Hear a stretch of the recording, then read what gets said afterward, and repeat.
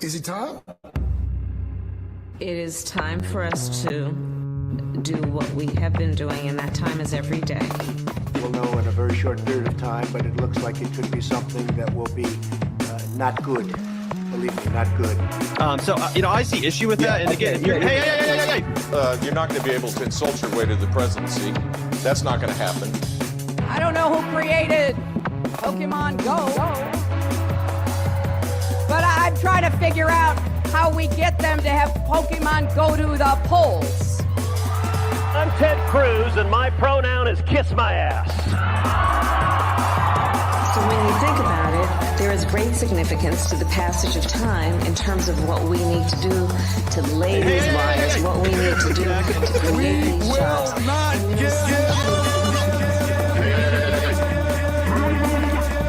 America is a nation that can be defined in a single word.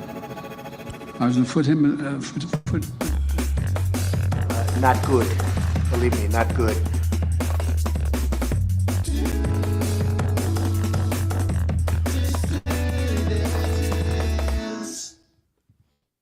Hello, dissidents. Welcome, one and all, to a special Tuesday matinee edition of the Do Dissidents podcast. Keaton Weiss here with Russell Dobler once again. Hello. How's everybody doing? Good to see you all here on this Tuesday afternoon. Very cold, blustery, windy day here in upstate New York. The wind is howling. It is really cold. So it's a good day for podcasting. Russell's got that T-shirt because he's got that New York City heat on. See, I don't have that. I got two big windows in this room, so I actually had to layer. Is now the guy who bought the building a couple years back. They're very nice people, and the last landlord, who's like a miserable fucking piece of shit scumbag who should rot in hell. Totally lied to them about the conditions of the building. They took a total bath on this. So I think they were trying to keep the heat at the minimum legal requirement, but they must have had some of the old people in the building complain they were too nice for it. Right. So now it's too hot in here for me. I'm sure the old people are very happy, but I can tell they totally jacked up the heat. Well, yeah, it is cold up here. It is a blustery, wintry day. We thank you guys for tuning in. I see some people in the chat mention the Whitney Webb interview yesterday. Those clips are dropping today. We were fortunate to be able to interview Whitney Webb on the Jimmy Dore show yesterday. Yep. People are saying great things. People are very happy with how that came out. It was really good. The word is very good. The word is very good. People are very happy. About maybe bringing her in at the Department of Health and Human Services. Yeah, right. Exactly. Yes. That was great. I got to get her books now because, I'm convinced that, she basically has it right, more or less. She makes sense to me. Like her analysis of things seems to be correct. Exactly. Well, that's why I said she really has the whole post-duopoly theory of the case. Well, it's not just post-duopoly. Like, I think the even bigger picture than that. I mean, yes, what you're saying is true, but even bigger than that, just the idea that, like, okay, if they were going to usher in an American totalitarianism, they kind of have to do it using the merging of tech with the state because it's too woven into the fabric of this country, the mythology, the bullshit of freedom and individual liberty, like just an armed crackdown. I mean, they would do that if they had to, but they don't want to, and they don't have to. They could just trick everybody into signing up for this shit. Exactly. Oh, yeah, Elon Musk. Yeah, Elon Musk and, Peter Thiel. That's the free market at work. You're going to be just as enslaved as you would be under any big government dictator, but you'll think this is all the market at work because, look, they made it. They're great minds. That's basically what it is. I think that's right. That's what's funny. I mean, so I'm a believer. She sold me. It's just bargain basement and Rand Atlas Shrugged shit, right? That they're selling to people, and the whole. That's why I wanted to get into that with her. How the whole anti-woke thing is part of that grift, which tomorrow we'll get into it on Jimmy's. We'll get into it a little bit today with the Alex Jones thing. I've been aware of that grooming gang story for a very long time. Why now? I'm not saying it's not a legitimate story. What I'm saying is, isn't that kind of funny? Elon and Vivek and Trump are all back on their heels about an immigration issue. and H-1B visas, and all of a sudden, lo and behold, this extremely charged immigrant story is all anybody's talking about. You know, these people are not stupid. You think Elon didn't sit down and say, what would be the perfect distraction to make me once again a champion fighting against the unwashed hordes coming into our pristine Western countries? Oh, grooming gangs. Right. Yeah, exactly. Right? Yep. Agreed. All right, folks. Well, we are going to get started. 843 strong on the YouTube chat, 558 strong on Rumble. Please hit that like button, hit that follow button over on Rumble, hit that subscribe button over on YouTube and Rumble. Let's give that like button a nice smash so we can get our sound drops in and get some more folks in here. All right, well, we're going to start the day with one of the big stories of the day, which is MAGA's big Greenland push is apparently underway. That's right. It was not just rhetoric. They were not just bluffing. It wasn't just something that Donald Trump apparently thought to say off the top of his head. No, they're actually putting the plan into action. So Jake LaHoot says the Trump Greenland charm offensive, posting a video on his own social media platform of a guy putting on a MAGA hat, asking Trump to buy us and save Greenland from Danish colonization. Seems like this dude had a good time at the very least. Unclear if he owns the hat. So yes, Donald Trump... This is going to be like the Louisiana's Purchase, only we actually degrade the national cuisine this time. Yeah, right. Exactly. Yes. Yes. Donald Trump posts on Truth Social, I'm hearing that the people of Greenland are MAGA. Oh, you're hearing that. Where'd you hear that from? I'm hearing that the people of Greenland are MAGA.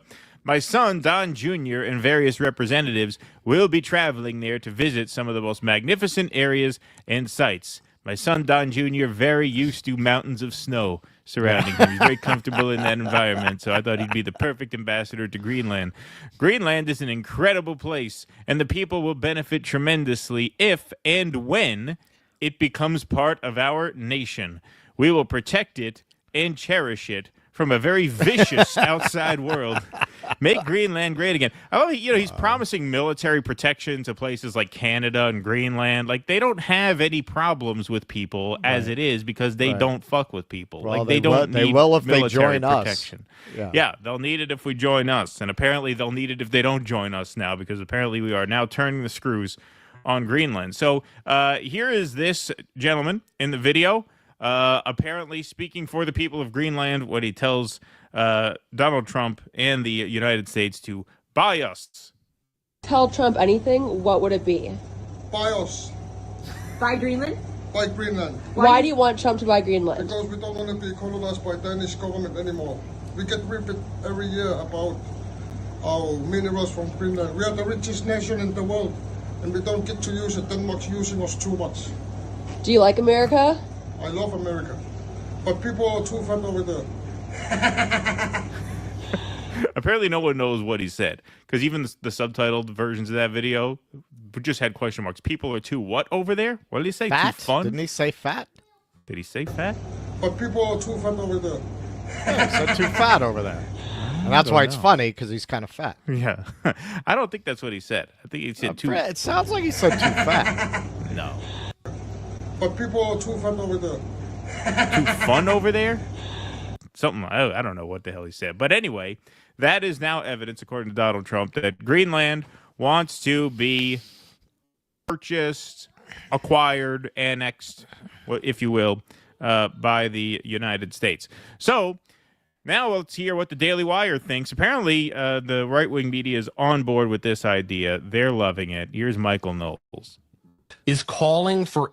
Greenland is calling for independence from Denmark. President Trump is Metternich. He is the greatest grand strategist since, I don't know, the Treaty of Augsburg or something. You know, Trump wants to buy Greenland. Trump floated this idea in his first term. He's a real estate mogul. This makes sense. I'm sure he'll get a really good deal. Maybe we could flip Greenland. Who knows? We get, make a few improvements, repaint the walls, and we can sell it to China for twice as much. No, we wouldn't do that. We would buy Greenland because it's a strategic territory, and there's no reason that Denmark, which currently controls Greenland, should own it. What does Denmark have to do with this? We're America. We're the global hegemon. Greenland is closer to us anyway. Give us Greenland. Denmark said no. Trump reiterated. That's right. Fucking Denmark. We're the global hegemon. We need Greenland. Give it to us. We need it. It's ours. It's basically ours already. They just don't know it. We're the global hegemon. Greenland is closer to us anyway. Give us Greenland. Denmark said no. Trump reiterated at the beginning of the second term that he wants to buy Greenland. Denmark once again says no. So the leader of Greenland just came out and said, we don't really want to be controlled by Denmark anymore. Here's what he says. Here in Greenland, we need to have some growth. We need to have some economic growth and diversify our economy. And of course, we welcome our strong partners, like-minded nations as first. But if they don't invest, there's a lot of companies who also want to invest in this country. Oh, hold on. Wait a second here. That sounds like a guy who just heard President Trump. Just to be clear, Prime Minister Mutteegid, I'm sure I'm mispronouncing that, did say, Greenland is ours. We are not for sale. We'll never be for sale. We must not lose our struggle for freedom. Officially, he's saying we do not want to sell to Donald Trump. But you know what that sounds like to me? That sounds like he's negotiating, is what it sounds like. Yeah, that's what it sounds like to me. Like he's saying he's not for sale because they're for sale. That's what that sounds like to me. Hey, Sean Hannity likes the idea too. By the way, I kind of like the idea, maybe you'll join me, of Greenland, Canada, joining the U.S. I think we should invite them in. And by the way, without the U.S., the Panama Canal would not exist. Yeah, I think we, not China, should be controlling it. The threat. Real multi-front war we have going now. Panama, Canada, and Greenland. All right, so for a simple sort of academic explanation of this, James Plakehart says, make Greenland great again. Honestly, it's not a bad idea. So here, this walks you through how this would work and what stands in the way. Happens when the United States buys Greenland? Greenland's untapped wealth includes rare earth minerals crucial for technology and significant reserves of oil and gas. Annexing Greenland secures these resources, boosting the U.S. economy and reducing imports. Strategically, Greenland is a geopolitical asset. Its location offers access to Arctic shipping routes, enhancing U.S. control in trade and security. The Thule Air Base, a key military site, could expand to counter Russian and Chinese activities. Adding Greenland would make the U.S. the largest country by landmass. The island's ice sheets provide vital climate data, enabling the U.S. to lead Arctic science and influence global policy. Buying Greenland poses challenges. Denmark, which oversees Greenland, and Arctic nations like Canada and Russia may view this move as a power grab, straining international relations. Developing Greenland's infrastructure, ports, roads, and communication networks would demand massive investment under harsh conditions. Fucking Denmark with their healthcare and their living wages and their healthy food and their tall people. Healthy. Fuck Denmark. Isn't that the one that ferments the birds and the seal? Is that Greenland or was that Iceland? I'm not talking about Greenland. I'm talking about Denmark. Denmark. Oh, they're the barrier to them this. too. Denmark is the imperial power that is standing in our way of acquiring Greenland and becoming the largest nation on Earth in terms of land area.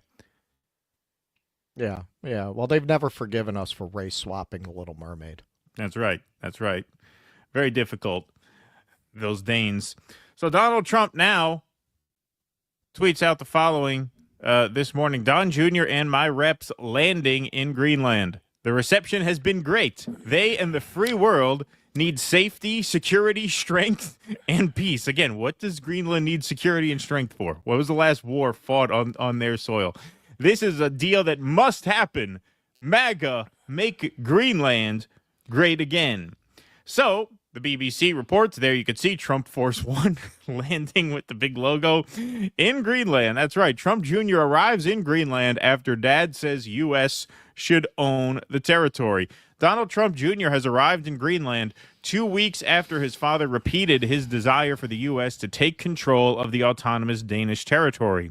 Before arriving in the capital, Nuuk, Trump Jr. said he was going on a personal day trip to talk to people and had no meetings planned with government officials.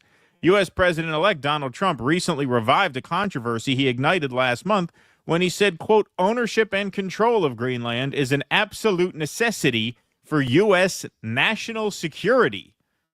We are not for sale, the island's prime minister said at the time. Greenland belongs to the people of Greenland, but Mute Egid, I'm probably mispronouncing that as well, also told Greenlanders to take their next step towards independence. With a population of 57,000, Greenland has wide-ranging autonomy, but its economy is largely dependent on subsidies from Copenhagen, and it remains part of the Kingdom of Denmark. During his first term as president, Donald Trump expressed an interest in buying the Arctic island. He was rebuffed then, as he has been now. When asked about Trump Jr.'s visit to Greenland, Danish Prime Minister Mette Frederiksen told Danish TV that Greenland belongs to the Greenlanders and only the local population could determine their future. Well, we found the local population. We asked. Look, he loves the idea. This is the local population. By us. By Greenland? By Greenland. By Greenland. That's it. We approved it with the locals. The locals are our MAGA. The locals of Greenland are MAGA. It's the corrupt government that's standing in their way. She agreed that Greenland is not for sale, but stressed Denmark needed very close cooperation with the U.S., a close NATO ally. So here's Donald Trump Jr. taking in the sights upon landing, making his presence known to the locals. Guys, we're here in Nuuk, Greenland. This is the founder, 1721. That yellow house with the red top, that was his original spot. That's where he moved. This is where it all started out here. Just incredible scenery. Super cool stuff. Super cool stuff. He's got Charlie Kirk in tow with him as well. So they are there. Catman. Yeah, trying to grease the people of Greenland, but it wasn't long before he got his dad on the phone. That's right. Just in, Trump calls into Trump Jr.'s visit to Greenland, makes the argument for why the country should join American territory. You're so strategically located. The Greenlandic people are loving it, according to Eric Doherty. Loving it. That's right. So here's Donald Trump on the phone with a diner full of Greenlanders. I said the real hunter. Now it gets louder.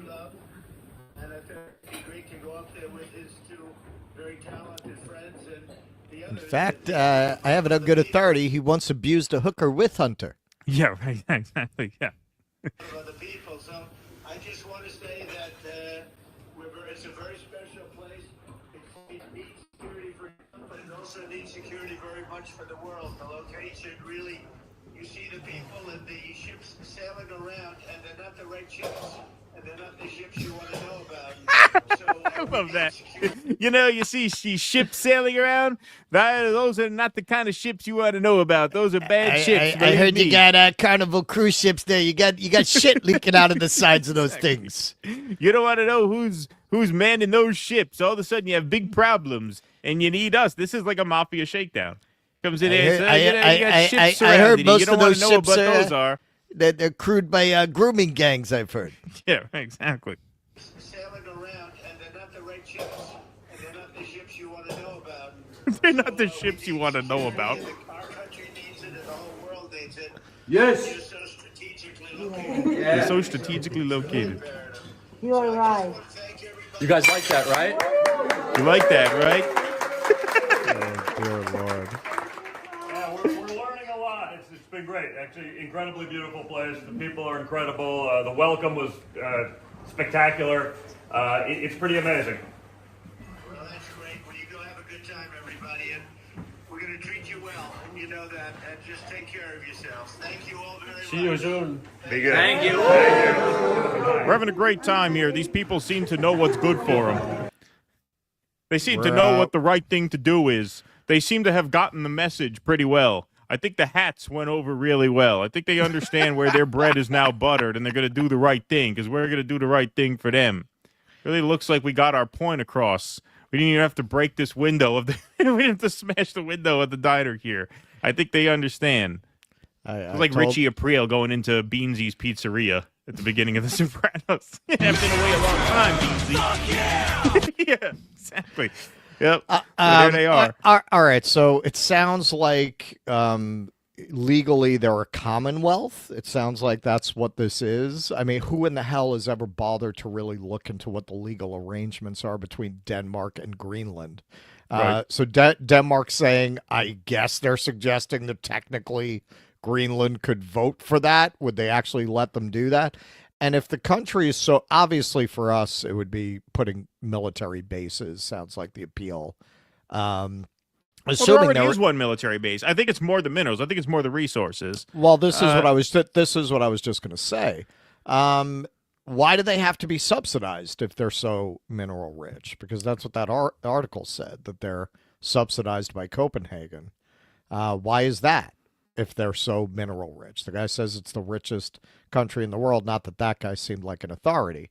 Apparently, that guy did time for drug trafficking. Now it was a marijuana charge, so I don't like to kind of use that as a strike against him, since we're libertarians in that way. He's not like a dangerous guy, but yeah, that's who that guy was.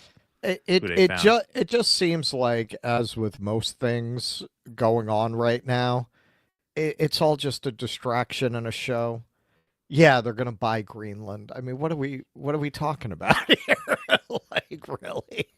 Yeah, yes, we need to expand our territory. You know, we're not overextended enough.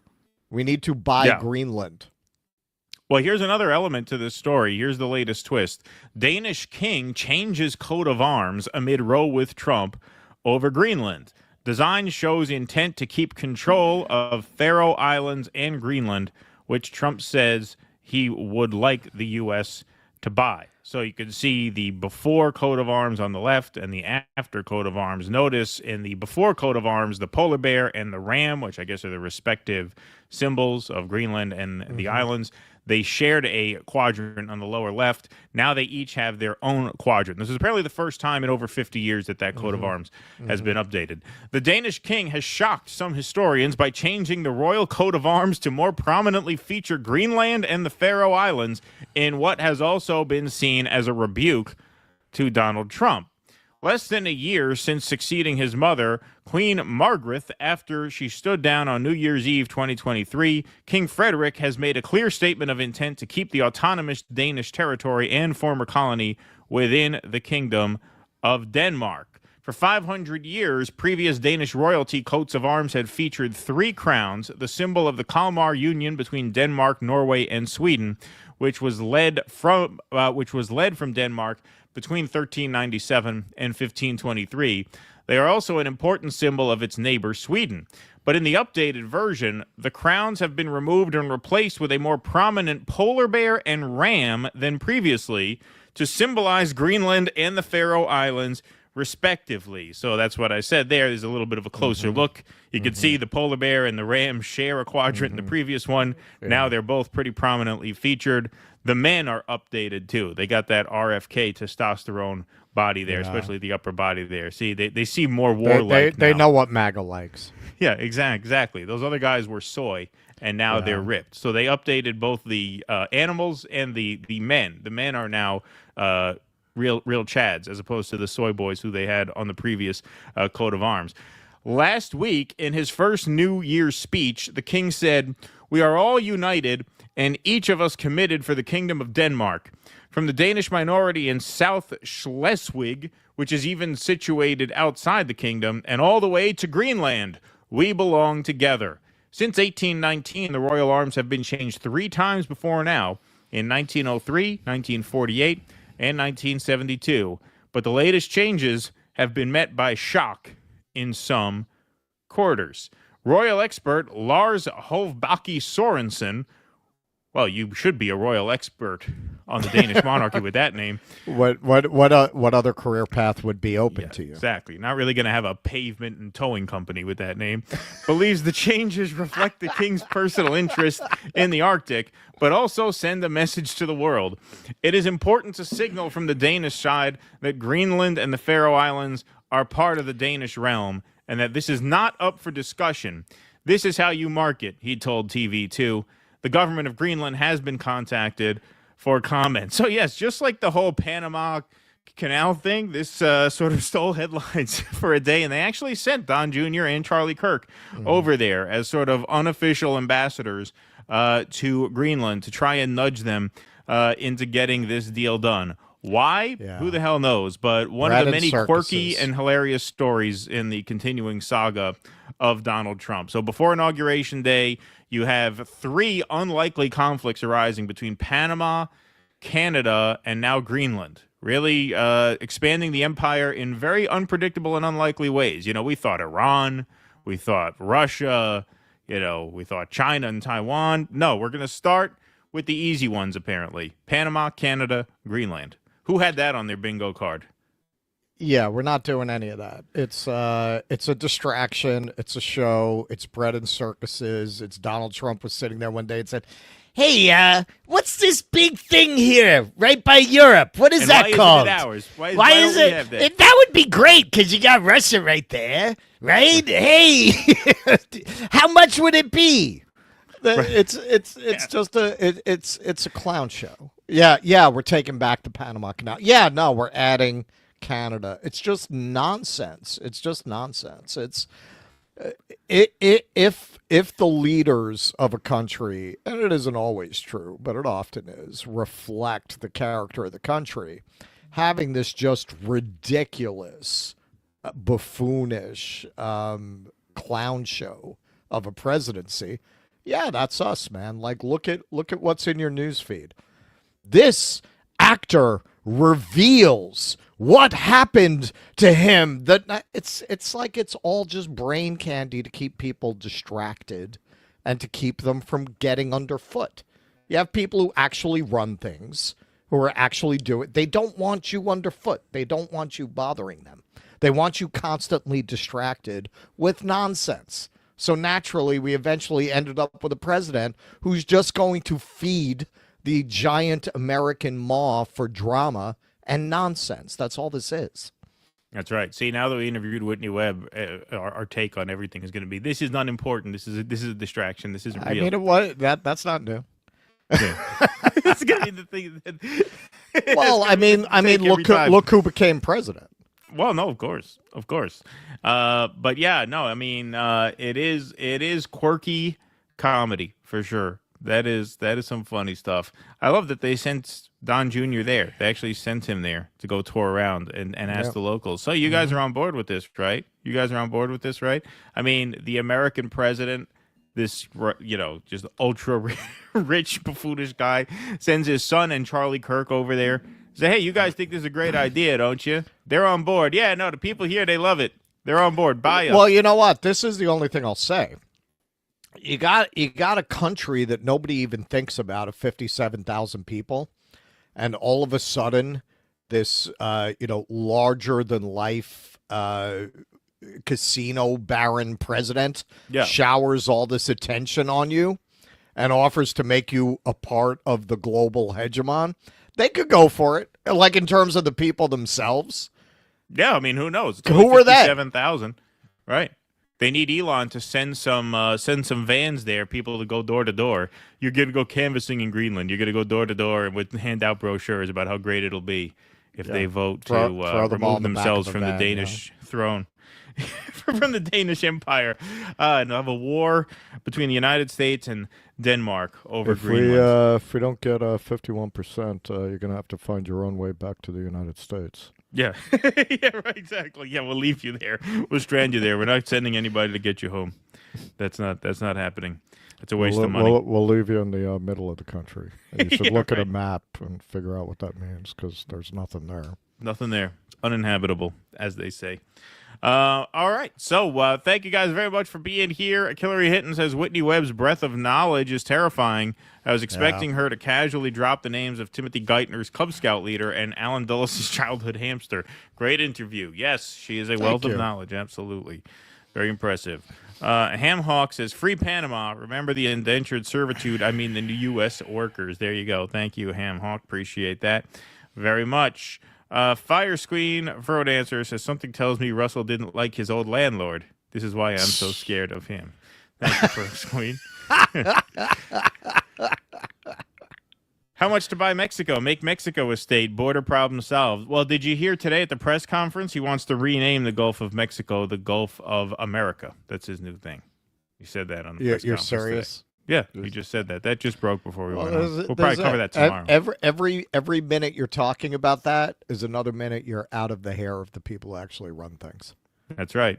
Yeah, that's right. It's a beautiful thing. It's a beautiful Did you name. hear what Donald Trump said about the Gulf of Mexico? Yeah, exactly. All right. Well, speaking of Elon, why don't we go to second story of the day? Clingy Elon. He's getting a little. He's getting a little clingy. I think he wants to be in a throuple with me. Trump privately complains about clingy Elon Musk. Now, take it with a grain of salt. This is from Maggie Haberman. But it seems to track with what we know about Trump and certainly what we've seen of Elon's behavior. Well, I assume this would happen. That's why I give it some credence, because it's like perfectly in keeping with what I predicted would happen. Like, it's not a surprise at all. Yes. Publicly, Donald Trump is thrilled to have his mega donor and first buddy, Elon Musk, camping out just a few hundred feet from his house. Privately, he says he's reminding him of Jim Carrey and Cable Guy. No, that's not in there. He seems to be tiring of Musk dropping in whenever he feels like it. Quote, Trump does complain a bit to people about how Musk is around a lot, New York Times journalist and Trump whisperer Maggie Haberman told tech reporter Kara Swisher during the latest episode of Swisher's podcast On. After pouring more than $250 million into Trump's reelection effort, that'll buy you some access, all right. Musk has been renting the $2,000 per night Banyan Cottage at Trump's private Mar-a-Lago club, the New York Times reported last week. It's not clear who will ultimately foot the bill for the cottage, which is just a few hundred feet from Trump's main residence and transition team headquarters. From Banyan, Musk has been able to attend Trump's personal meetings and crash awkward dinners with rival tech billionaires like Amazon founder Jeff Bezos. He really parked himself in Trump's face, Haberman said. For now, Musk seems to be on the winning side of the MAGA civil war that's pitted Silicon Valley's regulation-hating tech bros against the original grassroots loyalists who have backed Trump since 2016, she said. But it's not clear how long that will last. Trump hasn't even taken office yet, and already Musk has inserted himself in policy battles to the point of Democrats calling him President Musk. Quote, it definitely bothers him, Haberman said of Trump's reaction to the taunt. The President Musk line was always going to be a way to get to him. Trump's not a wind-up toy, but there certainly are very specific things that can zots him. I've never even heard zots. Yeah, I don't know that one. Zots. I've never heard zots. Trump is a one-ring circus, according to his longtime friends, and I'm not sure Musk has figured that out yet, Haberman added. She predicted that Musk will try to maintain his current level of physical proximity to Trump even after the inauguration on January 20th. But it's likely to be far more difficult once the Trump apparatus moves from Mar-a-Lago to the White House. Quote, I don't anticipate that Musk is going to have an office in the West Wing, Haberman said. I don't even know that he will have a blue pass to wander around. The blue badge gives staffers access to the White House and executive office building. Despite his hanging around, Musk isn't Trump's most influential advisor, Haberman said. Those would be Trump's campaign manager turned chief of staff, Susie Wiles, and his white nationalist deputy chief of staff, Stephen Miller. Listen, I don't know whether that's true or not true about Stephen Miller. Could be true. I don't know enough. Keaton, do you know what she's talking about there? Well, I mean, he's just an extreme border hawk, so that's probably why she calls him a white nationalist. All right. So again, Daily Beast, take it with a grain of salt. Yeah. Publicly, I mean, he doesn't seem like a particularly nice fellow. I don't know whether he's a white nationalist, and I'd have to look into him more. Well, that's what I'm saying. Like, that's a very specific and very broad that's a pretty claim. charged claim. Yeah, right. Like you seems like a bit of a better nasty have guy. some I'll give her that. receipts. Seems like a bit of a nasty guy. Not very nice. It doesn't seem very nice. That's right.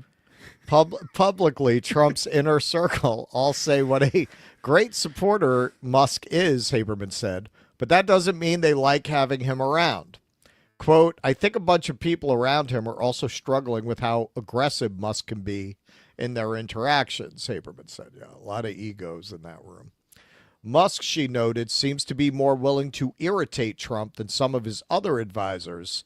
The fact that he's willing and able to fund primary challengers probably buys him more time than usual, but it's still a fraught relationship. Quote, it's like watching shifting sands around Trump, she said. It's like this one's up, this one's down, but nobody's ever totally out. Well, ask Steve Bannon about that.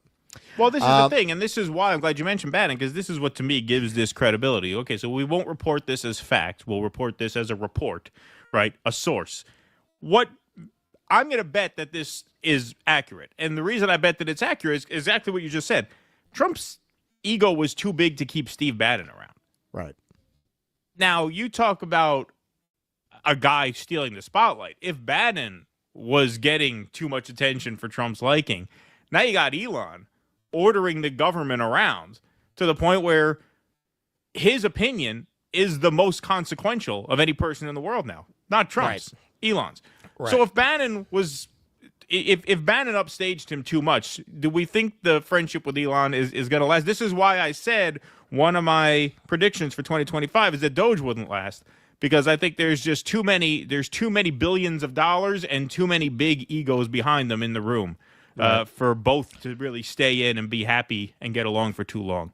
Yeah, I think Haberman is right in what she says at the end there. That because he can primary people, because he has that amount of money, it's buying him a little more leeway. I think what she hits on with the blue badge, I think that's actually probably what Trump's thinking. I have to indulge this guy because we're going to need his money. But once I move into the White House, it's a very easy way to get away from this clingy, creepy weirdo who's camping out on my doorstep. Yeah, Elon. We have very limited access here. Those blue badges, I can only give them to two people. One of them's Melania. One of whom's Melania, yeah. And I got to give Ivanka the other one. You know, my children, they got to share the other one. Yeah, So. I can't tell him I'm giving it to Elon. You understand, right? Yeah. Yeah, I think he's People just gonna think we're homos. There's already rumors. There's already a lot I of watch rumors. these guys do dissidents. They keep calling it a gay movement. These two Jew podcasters are already saying we're gay for each other. We can't endure any more of that kind of reputational damage. Not that there's anything wrong with that. Yeah, I think he's probably biding his time. He's like, all right, I just have to put up with this guy for another couple of weeks. I move into the White House. Bye. Yeah. You know? Well, look, it's a scary thing. Bannon never had that kind of money. No. So I think Trump's going to handle him a little more delicately than he did Bannon. Well, also, if you remember in the 2016 campaign, Bannon was the scruffy, sort of schlubby guy. That's why Trump called him Sloppy Steve when they had the falling out. Right. He was a scruffy, schlubby guy who would just go into a windowless room of Trump Tower every day and figure out where the campaign had to spend money. He would write the speeches. That's why his show is now called The War Room, because that's what he did in the campaign 2016. He spent all day in a windowless room. Right. He didn't talk Right. to media during the campaign. He Right. wasn't out there. He was not a present public Right. figure at all during the campaign. A lot of people didn't even know what he looked like, right? He was just the guy. He was the general in the bunker, right? He was out of the limelight. Elon was not out of Elon was a high-profile surrogate, arguably the highest-profile surrogate for Trump in the home stretch of the campaign. He was headlining rallies. He spoke at the Butler rally. He spoke at the Madison Square Garden rally. And he waves a big stick, as we'll get into in the Alex Jones segment. He owns X, and his X account is obviously the most viral in the world. And whenever he makes his opinion known, people hear about it louder and faster than they do when Trump makes his opinion known. And so it's very, very easily you could make the argument that it's Elon right now who is the most powerful person in the world. I think that's actually true. Now, when Trump takes office, he becomes, I think, in a technical sense, because he has military power. But in terms of influence over policy, influence over discourse, influence over who stays in office and who goes, as the article mentions, it was Elon's threat to primary any Republican who voted for the spending bill that killed that bill. That is what did it. That is why people turned on a dime and said, okay, we'll vote no, because they know this guy could put $500 million into a primary challenge against you and not think twice about it. And so that makes him extraordinarily powerful. And, these billionaire types are not used to sharing spotlight. They're not used to sharing power. At the same time, once Trump is in government, he could turn around and play one billionaire off another. That's why Elon crashed that dinner and say, yes, so tell me about this Blue Origin, Jeff. I think maybe you should put up the satellites. Yeah. Yeah, we will see how it plays out, but I tend to think that that reporting is accurate, which is why one of my predictions for 2025 is that Doge doesn't make it. Sure. They've done some great work. Right. I thank them for their service. That's right. Yeah, I don't think it'll blow up into a hostile thing, but I think they will go their separate ways. Look how Trump bent over on the visas. Well, that's not good for him. That's not good for him, no. And I think one of the things that you're going to have to look for, it's interesting you make that point, is, one of the other predictions I made is that Trump will end the year at a 40% favorability rating. If his political prospects start to dwindle, and obviously he's not running for another term, but if the public turns on him and he gets a sense that, Elon's influence is hurting him, is hurting his numbers, that is one more reason why they might go their separate ways. Maybe. Yeah, I think there is some truth to that. Of course, just speculation from a New York Times busybody, but I suspect that it's true, and it's in keeping with what we thought would happen. Didn't Haberman piss off the libs by saying something about Biden's mental competence? Wasn't that her? I forget. Was that Haberman? They're all so interchangeable. Yeah, that's what I was just going to say. Reporters. These Times columnists are so interchangeable from each other. Who was the Russia maniac? That's not. Is she from the New York Times? No, Applebaum. What the hell's her name? I forget her name. I don't think she's a Times one though. People in the chat will know who I'm talking about. But it wasn't that one. It may have been Haberman. That could be.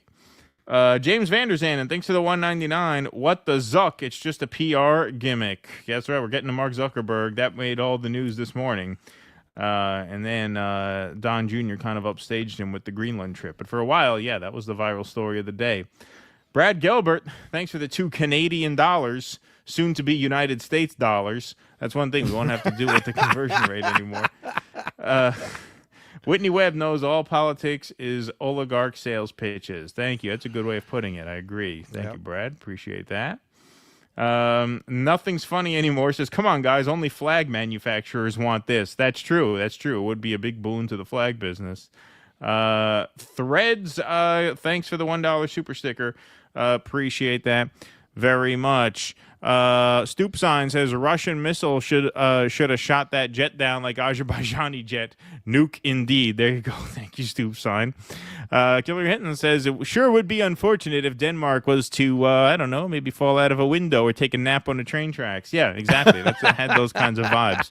Definitely had those vibes. There's ships circling around you. You don't want to know about them. Those aren't the good kind of ships. Believe me. Believe me, you don't want to know what's in those ships. Eric Rousseau, it's all bread and circus, but we no longer get the bread anymore. That's right. That's a good way of putting it. It's bread and circuses without the bread. And Applebaum, that's it. That's the one. That's the Russia lunatic, the real Russiagate lunatic. Maybe it was she who reported that earlier, but I don't think so. I think so. May have been Haberman. All right. We will keep going. All right, folks. So this is a fun one. Always a fun one when we're talking about Alex Jones. And so, obviously, Elon made big news when he unfroze Alex Jones's Twitter accounts. That brought Alex Jones really back into the public conversation in a way that he had not been for years, because between YouTube and Facebook and Twitter banning him and Apple Podcasts banning him. He still had his shop open, but you had to kind of go to his website to find it, right? And, you know, him getting his X account back made him part of the public conversation in a way that he obviously missed and he obviously values now. And now his videos get hundreds of thousands of views on X when they go live. He streams there. And so he's obviously grateful to Elon for that. And I would speculate that that informs his bias and his sort of instinct to protect Elon against accusations that he sold out the MAGA movement. But in the wake of the H-1B visa debacle, obviously Elon crossed MAGA on that, which puts Alex in a bit of a tough position. And so here he is, first calmly explaining why he chose to back Elon, and then not so calmly explaining. When I look at Elon Musk X feed, I mean, it basically 95% of it sounds like I wrote it. And I'm not saying he's saying what I say, but just he sees things pretty much the same as I do on most issues. And he has the biggest voice in the world other than Trump. And he's more prolific than Trump. So technically in the info war, he's more powerful than Trump. And I'm not trying to name names here and say who's who. But in my view, I mean, Musk is wrecking the globalists. So that's why I've been gushing over his transformation the last 3.5 years, is because he's doing irrevocable harm to their agenda. And I'm going to go over some of the good things he's done. But that said, a lot of people have wanted me to attack Musk, and most people just do it for attention, or they're jealous or whatever. And they just want to act like they're the holiest of the free speech people. And most of the time I can't even understand what they're talking about, or they twist things. And then I defend Musk, like on the visas, the H-1B visas, not defending H-1B visas. I've had big problems with those. It should be massively reformed, 95%. And I mean, I'm the same as Steve Bannon on that. We need a moratorium until, you know, the country's turned around, all the rest of this stuff. We need to get Americans jobs. But I just simply said, Musk has always been for these visas for skilled workers that he needs. And you can get mad at him for that, but he was the big game changer. And Trump probably couldn't have made it past the fraud without him. I mean, let's not lie about that. And so flipping out and saying that Elon Musk has flip-flopped or stabbed people in the back, I said, that's crap. Okay, we're going to pause for a minute before we get to the really fun part of this. That's a cop-out to say that, well, he's always been pro H-1B visa. Elon Musk has trafficked in the most hawkish of anti-immigrant rhetoric, not just as it pertains to the MAGA movement, but as it pertains to countries around the world, right? Talking about the problem of, to pull an example from 10 years ago, right? Muslims in Europe, right? Which now he's tweeting about incessantly, that he's been called out about the H-1B visas, as Russ was saying. Yep. So to say, well, this has always been a position, Elon Musk was not even MAGA until mid-July. He was more in the RFK lane. He voted for Biden. Right. He voted for Biden in 2020. What globalists is he wrecking? He's a globalist. Of course. He's just another wing of the globalists. He's an aesthetically different globalist. He's a globalist. He had always been that. And then he gloms onto the MAGA campaign, and he's welcomed in with open arms. Why? Because he has a ton of money. And at the rank and file, MAGA thought that they had won Elon Musk over and that now he was one of them. And he supported the most hawkishly anti-immigrant candidate in modern history. Now, you want to say, well, he's always been supportive of H-1B visas. Well, we didn't hear about that until after Donald Trump won, until after the game was over. And now he comes out during the transition and not only makes his preference known, but completely twists Donald Trump in knots. So you can't say it wasn't a betrayal just because he's always held this opinion. He's always held a lot of opinions that MAGA doesn't like. Don't forget, he voted for Biden in 2020. The thing that has MAGA pissed off is he signed on to their platform. He's for carbon taxes. Out now, right? Well, what we're finding out now, thought oil is our friend, is that he did it as a Trojan horse. He used MAGA as a Trojan horse. Right. So that's what has people upset about that. I'm sorry, man. You know, to me, the message of the Heaven's Gate cult that talked people into castrating themselves and then self-deleting because they thought a comet was a spaceship that was going to take them to another planet. Now, if you look at the guy who talked them into that, you wouldn't buy a vacuum cleaner from that guy.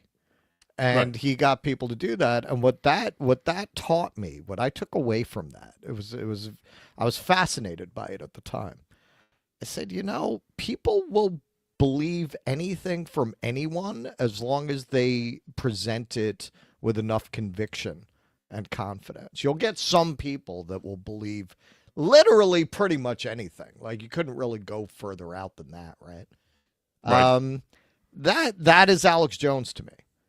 The fact that you would watch this guy and be like, oh, yeah, man, no, this isn't a performance. This isn't performative. This guy is really a sincere, honest warrior for truth, not a grifting scumbag doing what we will acknowledge, we both acknowledge, is really artistically brilliant performance art.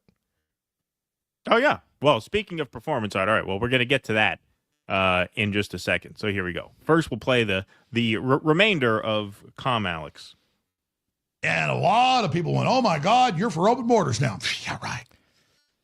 I just simply said, hey, on that issue or whatever, separate from the issue itself, when you knew what he was for on that, what is the point of flipping out and behaving like it's something else? A few moments later. What the hell?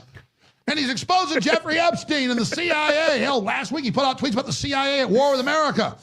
God almighty. Jones sold out retweeting that. God, I apologize to all of you. I'm sorry. I sold out. I tried to stop the pedophile rings, the giant Muslim kidnapping rings. I'm sorry. I kissed Elon Musk's ass. We're so close to getting the globalists. I want their throat. I want victory. And now you can see it. And you guys think you're going to harass Elon Musk and push him off of supporting Trump and divide Trump and Elon? You're not. Okay, so you see what he just did we there? Have already beat. You see what he just did there? I want to play this last part of it. Now you can see it. And you guys think you're going to harass Elon Musk and push him off of supporting Trump and divide Trump and Elon? You're not. Okay, so he acts as if it's the globalists who are conducting this psyop on MAGA and driving a wedge between MAGA and turning the rank and file against Elon Musk. No, this outcry came from MAGA. It came from the rank and file. Right. It came from the bottom. And he's trying to contort it into saying this is an op that you guys fell for. No, it's not. No, it's not. That's number one. Number two, and this is a very important point, I think, because, Russell has made the important point as it pertains to the Democratic Party. He says you cannot have a Wall Street-owned left party. A party that claims to be left but is owned by Wall Street is doomed to fail. It's doomed to implode under the weight of its own contradictions because it is a contradiction in terms. Well, the same thing is being found out here on the MAGA side. You cannot have a billionaire-owned populist party. Right. That is as much a contradiction in terms as a Wall Street-owned left party. And this is why when Alex melts down, he says, but what about the grooming gangs, or what about the gender stuff, that Elon fights for? And he goes on, he lists off mostly culture war issues later in this monologue to talk about all the good that Elon's done. Right. What a certain faction of the MAGA rank and file, and I wish it was more, but I'm thankful for the people who have seen the light on this, is that absent from Elon's victories and absent from what Alex touts as being so great about Elon is a class analysis. In other words, yes, Elon backs you on the culture war. He backs you on the corruption of Western culture by immigrants. He backs you on the gender wars, right? But when it comes to dollars and cents, he takes the oligarchs' side, which is why you cannot have a billionaire-dominated populist movement. Maybe in that sense, there is no such thing as right-wing populism. Now, the left, Chris Hedges said this a few years ago, the left, in his words, have committed suicide by abandoning economic populism in favor of elevating divisive culture war topics, right? So you could say that the left has gotten in its own way and sort of deprioritized economic populism in favor of a toxic and divisive culture war. You could say they've gotten in their way of that. But populism and left-wing economic politics do go hand in hand. Right-wing economics and populism do not mix. They are like oil and water. And that is what people are understanding now. Okay, going all in on the gender wars, that's not really populist. That's just conservative. If you're going to be populist, you have to have a class analysis. You must have a class analysis. And any populist movement that sides with billionaires over workers is not a populist movement. Do you know why? Because there's only a handful of billionaires in the world, and there are billions of working class people in the world, hence the term populism. Populism is about majoritarian popular issues that affect large populations of people. That's what it is. And that contradiction, that is the wedge that's been driven through MAGA. And it's unfortunate, but not surprising, that Alex Jones finds himself on the wrong side of that, because Alex Jones needs Elon. Yeah, well, it's falling apart for the same exact reason, because Wall Street and workers do not have common interests. Billionaires and working people do not have common interests. This Randian vision that, well, everyone who's a billionaire gets there on their own steam, not because their families owned emerald mines and diamond mines, nothing like that, not because as with Bill Gates's family sat on the board of IBM and gave him his first contracts. It's not that. It's all elbow grease. It's all hard work and talent. And so you know what that means? You could be a billionaire too. Everyone could be a billionaire. In the end, when you put these people in power, they're not going to do anything for you. And they are very skilled in throwing out these kinds of cultural outrages, which if they didn't exist, they'd have to invent them. And sometimes they actually do. And this goes for both parties, because both parties need those culture war issues to hide their actual agenda, which is serving Wall Street. That's why the idea that this was a triumph of the people, like Cenk is running around saying the establishment's been defeated. No, it hasn't. The establishment goes on unconcerned with the results of elections. The deep state is just fine. They have their wars. You could definitely argue it's easier this way, because now you don't even have to pretend that you care about people. I mean, they do in this culture war sense, but they don't have to offer any real economic relief, because they've just peddled this Randian philosophy, which inherently is about bootstraps. Just get rid of the immigrants. They're the ones messing everything up. Get the immigrants out of here and you're good. They got exposed with the H-1B visas as just being the hypocrites that they are. All of a sudden, grooming gangs. I said, people are sharing articles from freaking 9 years ago. Yep. I'm not saying it's not a real thing. I'm not saying it's made up. I'm saying, why now? Why not? Isn't that a little strange? Right when they were back on their heels with the H-1B visas, all of a sudden they want you talking about grooming gangs. It is the oldest trick in the book. There is nothing that will automatically get a knee-jerk reaction like sexual assault. Sexual assault. The other is going to sexually assault your tribe, the people within your tribe.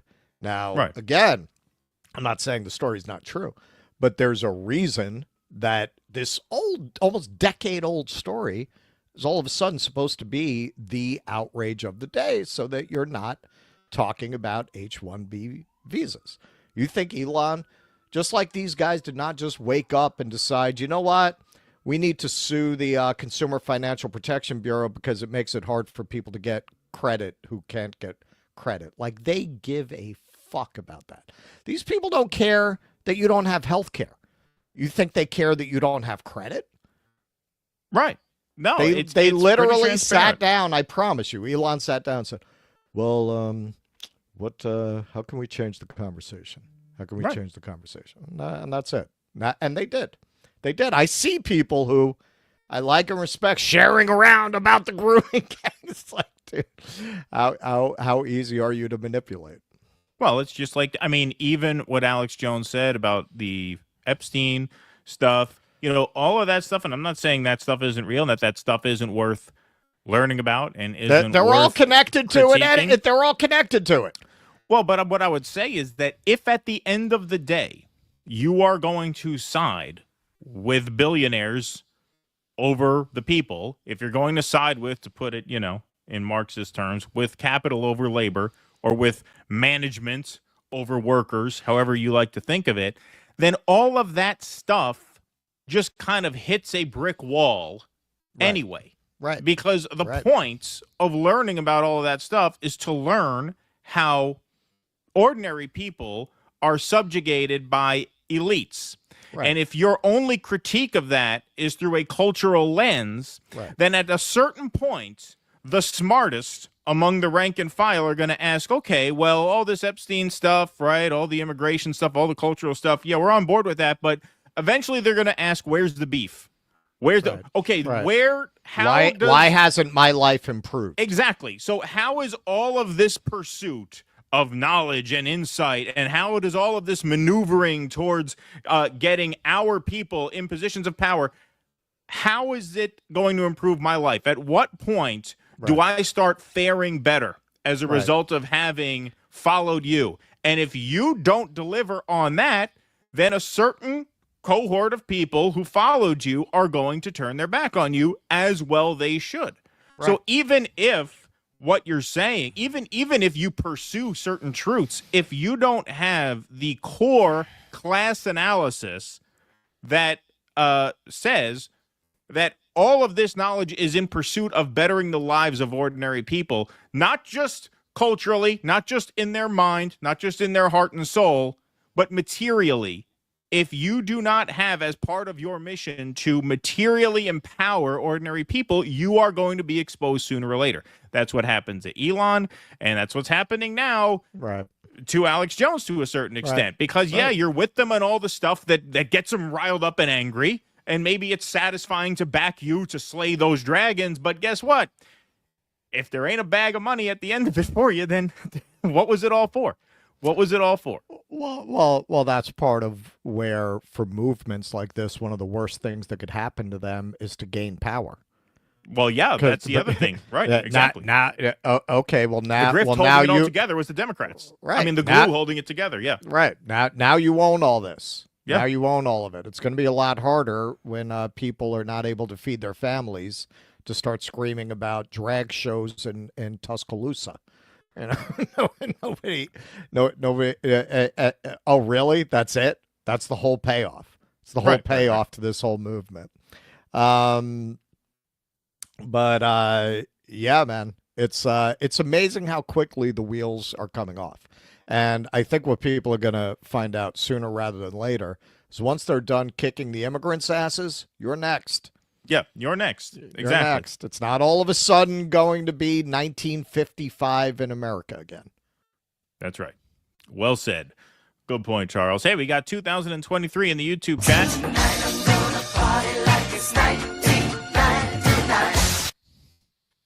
Thanks, everybody, for being here. Please smash that like button. We're at 573. We can get to 666 before the next segment, can't we? If 90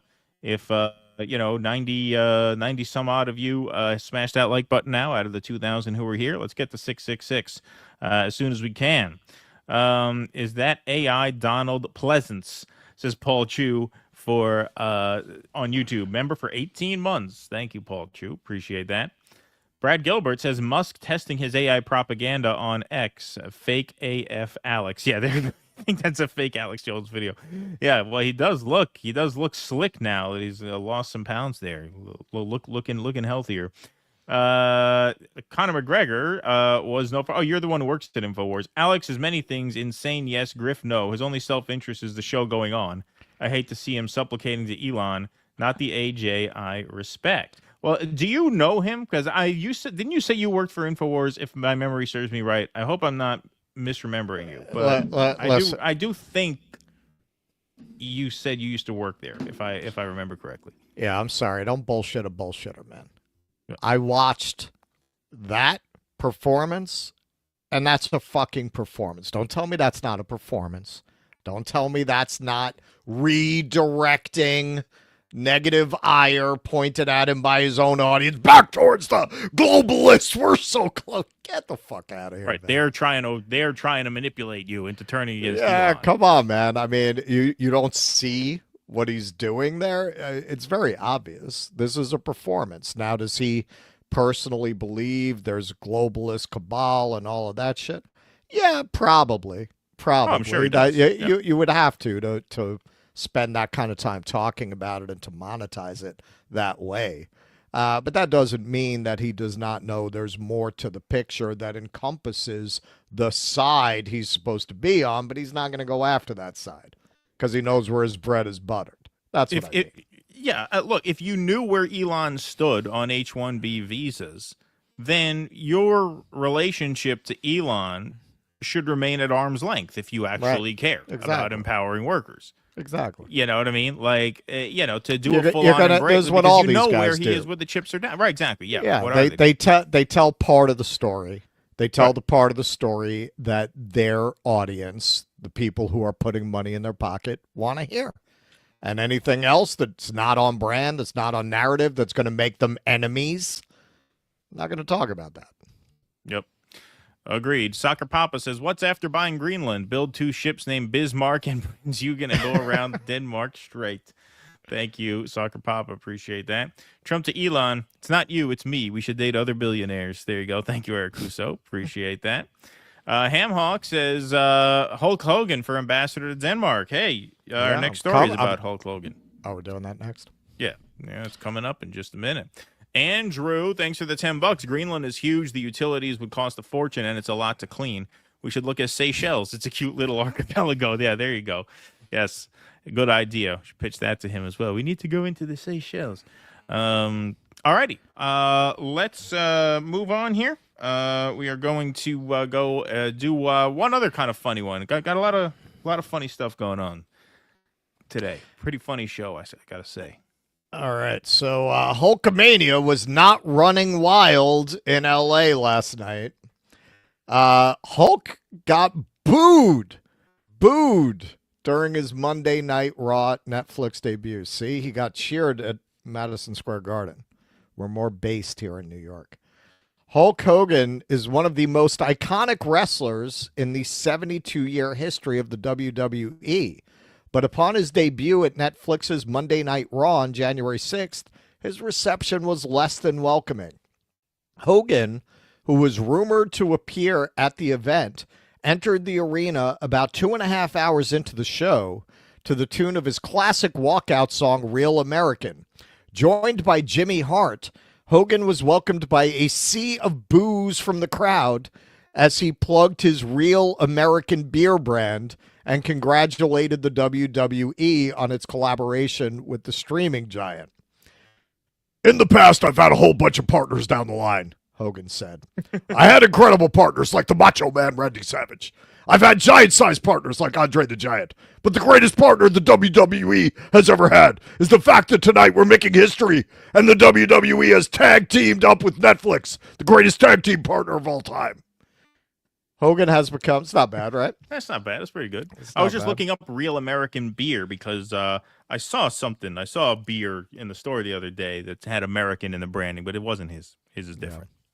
Yeah, apparently it's kind of a Bud Light knockoff. He's trying to take advantage of the Bud Light Dylan Mulvaney collapse. The Exodus. With his own brand, yeah. Hogan has become Dick and Balls beer by Hulk Hogan. Franks and Beans beer. Yeah, Franks and Beans beer. Hogan has become a pariah in the WWE community since his heyday in the early 80s. Trouble first started for Hogan, whose real name is Terry Bollea, when a tape from 2007 emerged of him using a racial slur. So what happened is his daughter had a black boyfriend, and they got him on tape using the N-word to describe him. The WWE cut him from their Hall of Fame in 2015 in light of the incident, but reinstated him in 2018. Hogan has only made things worse since then, becoming a stark supporter of President-elect Donald Trump. Again, it's Variety. Take it with a grain of salt. Hogan was not the only WWE legend to make an appearance at Monday Night Raw. Dwayne "The Rock" Johnson opened the show and then reappeared alongside his cousin Roman Reigns following his victory over Solo Sikoa. I mean, do we really have to pretend that this is real? John Cena came out to start his 2025 retirement tour and declared himself for the 2025 Royal Rumble. And The Undertaker came out, this is the interesting part, and congratulated Rhea Ripley after her championship win over Liv Morgan. All three were welcomed with applause. Now, that's kind of interesting, given that Variety is clearly slanting it towards the fact that he supported Trump, and I'm sure that's a lot of it. This is L.A. But The Undertaker got cheers, and he had Trump on his podcast. He endorsed Trump. So it's a little strange that that would just be directed at Hogan. I'm sure that's part of it. And people talk all the time, hey, celebrities shouldn't be speaking about these things. Shut up and act. Shut up and sing. But usually you hear that from conservatives. To be fair, usually the arts people are on the other side. But hey, that goes the other way too, man. Like, he very closely associated himself with a very divisive political figure. You go to do an appearance in L.A., you're the N-word guy on top of it. Well, you know, it's not necessarily going to go well for you. So some of the responses here, watching Hulk Hogan get annihilated with booze while trying to sell his rip-off Bud Light beer was effing incredible, and I grew up a Hulkamaniac. The crowd ultimately dictates the story, and Hulkamania is dead, killed by Terry Bollea. Hulk Hogan trying to appeal to wrestling fans and getting booed relentlessly, a beautiful thing. Watching Hulk Hogan get booed out of a building filled with 18K people restored my faith in humanity. Public Enemies podcast. And this is just a civilian who got some good from the crowd footage that I used in my montage. So let's take a look.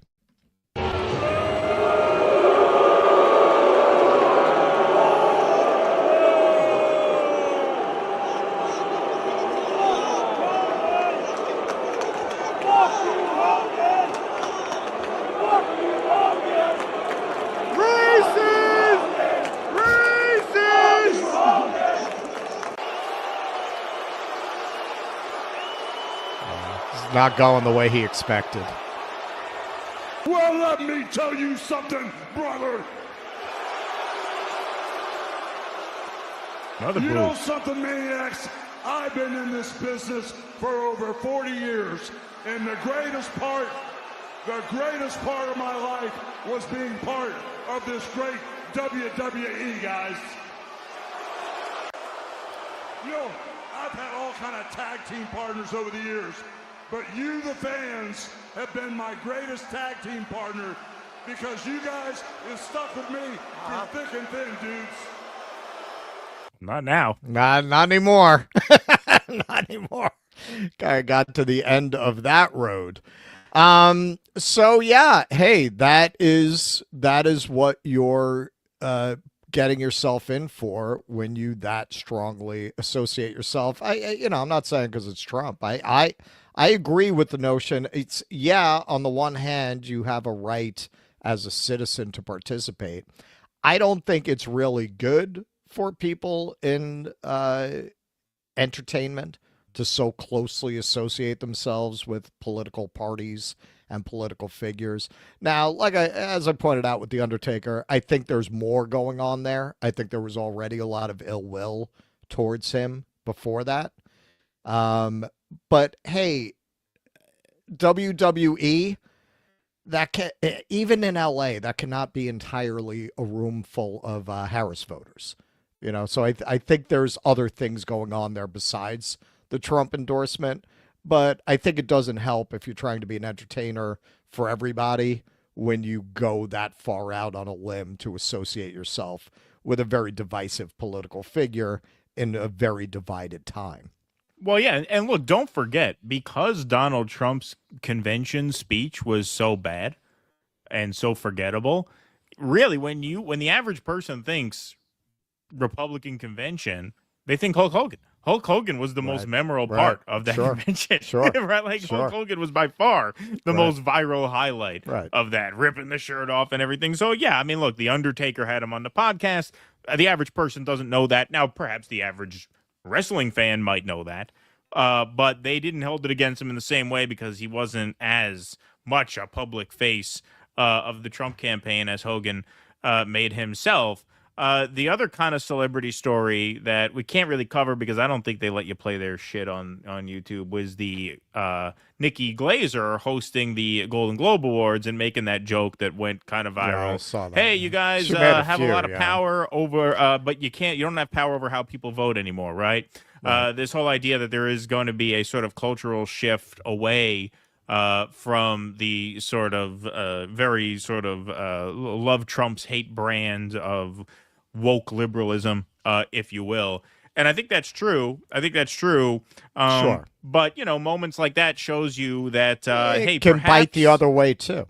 It can bite the other way, too, right? And so perhaps the pendulum won't swing all the way in the other direction. And look, I don't know if this is reading too closely into it, but the division in the ranks amongst Trump fans now, I think, was made very apparent by this H-1B visa throwdown. Like they are not as united a front as they were just a few weeks ago, because this was very, very core to MAGA philosophy. The immigration was not just one pillar of Trumpism; it was the pillar. I mean, it was the wall was the metaphor of the Trump movement. And so the fact that there's been this rift over this, I'd be very interested to see where Trump's poll numbers are in the wake of this. Now, we know he's going to come in and get a honeymoon period. Every president does. And so you might not get a full picture of just what exactly the fallout is right away. But over the course of the year, that will become more and more evident in the numbers. And I think this is one hint of that. It's one hint of that. All is not well in MAGA world. It's not a big love fest the way it was in late November. Already the honeymoon is getting old. And this is something else that you have to remember that this could be a leading edge of. If Trump shits the bed, as I suspect he will, and doesn't really deliver for all these people who think they beat the establishment, if anything, he just doubles and triples down on giving the military-industrial complex everything they want, which he did his first term. He gave them more money than they asked for. Everyone always forgets that. He literally gave the Pentagon more money than they requested in the budget. So on top of it, if you have the economic collapse that they ran on, Elon 2 weeks before the election promised an economic collapse. Trump tweeted about it a couple weeks ago. He said there's going to be a depression. So you get an economic collapse. You get World War III or something like it, something that is World War III in all but name, which we're almost kind of in now. They're clearly up to something with the New Year's Eve shit. Sure. Yeah. And that all just escalates. What is that going to do to everyone like Hogan, who so strongly identified their brand with Trump and so strongly hitched their star to Trump? And we're not just talking about him. We're talking about the podcasters. We're talking about people like Joe Rogan, who threw all pretenses to the wind and has given them big hugs after the election. What's that going to do to these people? What's that going to do to their brands, to their credibility? I'm saying people who didn't drink the Kool-Aid are going to look pretty good at that point. Yeah, yeah, exactly. Oh, and the people who did, yeah, you're going to be holding a pretty hot and heavy bag of dog shit. It's already looking like that. Why do you think Alex Jones reacted that way? He knows. He's been in the media long enough. The guy's been on air for, 30 years? We're so close to getting the globalists. Yeah, so close. So close. Oh, we're so close. Tune in next time. That's right. Exactly. Well, you could see. I mean, look, and he's been on this beat. He's been on the globalist was the sort of moniker for the villain since at least the 2016 campaign, which is when he sort of really kind of framed the Trump versus Right. Hillary election Right. as nationalists versus they're all globalists. They're all globalists. Yeah, right, exactly. I mean, even in there's not really a class distinction. And look, Well, that's why they need that. That's why they course. need that. But and anything, and this is both sides. It's not just them. Anything to avoid talking about economics, class, and structural inequality. Right. Exactly. And so, to your point just a couple minutes ago, yeah, if MAGA implodes the way the libs have imploded, like look at, I mean, we're going to end the show today with a funny clip of Chuck Schumer trying to explain away the Democrats' failings. That's what shambles they're in. If the Republicans have a similar collapse, now you're talking about a wide open political field. I mean, the playing field at that point is just a big open space, which is exciting for people like us, who really think it's necessary to really dismantle the legitimacy, not just of the two parties themselves as institutions, but of the movements they represent. Like resistance liberalism was just, it was a thing you could not negotiate with. It just had to be destroyed. And now it is. It has been. That's why they're not in the conversation anymore. And I firmly believe that this kind of pseudo-libertarian, whatever the fuck it is, this deference to tech billionaires masquerading as some populist movement, I mean, I shouldn't say it has to be destroyed in the fact that, in the sense that I think there are people, as has been proven over these past few weeks, there are people who have been suckered into that who are capable of being talked out of that. So that's why we're engaging so much with this topic.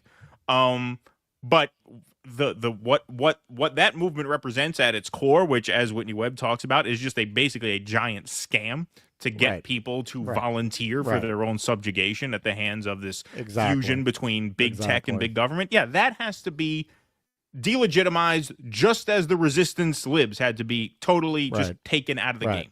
Right. Right. And look, be vanquished to irrelevance. And look, there's all this anti-nuclear war propaganda, like, oh, you're going to have to live in a bunker for 50 years. 6 months after they destroy the planet, we should be able to get together and, form some kind of a political party. That's right. Don't be such a doomer. Yeah. Oh, yeah, I want to plug that. I just saw someone in the chat. Obviously, I submitted a question. Yeah, Nick Cruz is having I submitted today. One, too. Yeah, I can't wait. My Kucinich question. Why isn't Nancy Pelosi in prison? Well, hey, that'll give us something to cover on Thursday. Oh, we're gonna need stuff to cover because I'm going to be watching that one with popcorn. Yeah, that's going to be amazing. That is going to be amazing. Let's get through the show because that's 4:30. That's 4:40. Yeah. So Nick's interviewing Ro Khanna. Yeah, let's make sure we don't run into that. Let's move this along here. All right, but before we move too fast, I do want to take a pause to recognize our supporters. That's right. So dodissidents.com. What was your question? What do you want him to ask?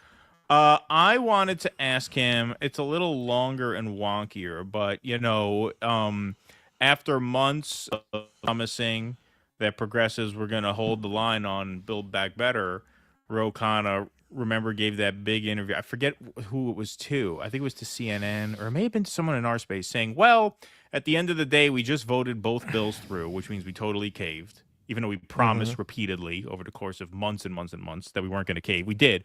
We took a leap of faith that Joe Biden could bring along Joe Manchin and Kristen Sinema. And when he was pressed on this, in defense of his total betrayal, he said, well, if we didn't do this, meaning if we didn't pass both bills through, we would have likely just walked away with no deal at all. And the question I myself would love to ask him, and I submitted this to Nick, is that if you were not willing to walk away without a deal, you were never actually negotiating. Do you understand that, or do you not understand that? Exactly. Like, do you understand that if you're not willing to walk away empty-handed, you're not actually negotiating? Right. Manchin was willing to walk away without a deal, and you weren't, which means he was always going to win. That's it. Which means that whole year you were just bullshitting people and just stringing people along, raising a lot of money from people who thought the progressives were finally digging in their heels. This was even after Force the Vote. You're like, okay, maybe they do have some fight in them. And it was all nonsense. Now, you probably, Russell, would not trust me to ask him that question in a polite manner, but maybe Nick can figure that out.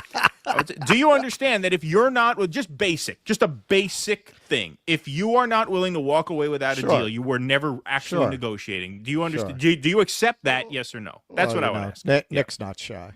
Yeah. No, he's not. He's not shy. So hopefully, we'll see. We'll see. No pressure. Obviously, he got a lot of requests and he could do whatever he wants. But I do think that would be something worth asking him. Sorry, did I freeze for a second there? It looked like I did. Maybe it's because I was getting this together. But folks, if you would like to join the Cool Kids Club, you can do so by going to patreon.com/dodissidents, dodissidents.substack.com, or you can join our local. Something's happening here on my end. Am I coming through okay? Yeah, you're coming through fine. All right, you know what? Well, I can't do this. Like, my computer is, like, conking out on me. Really? Yeah. No, you're fine over here.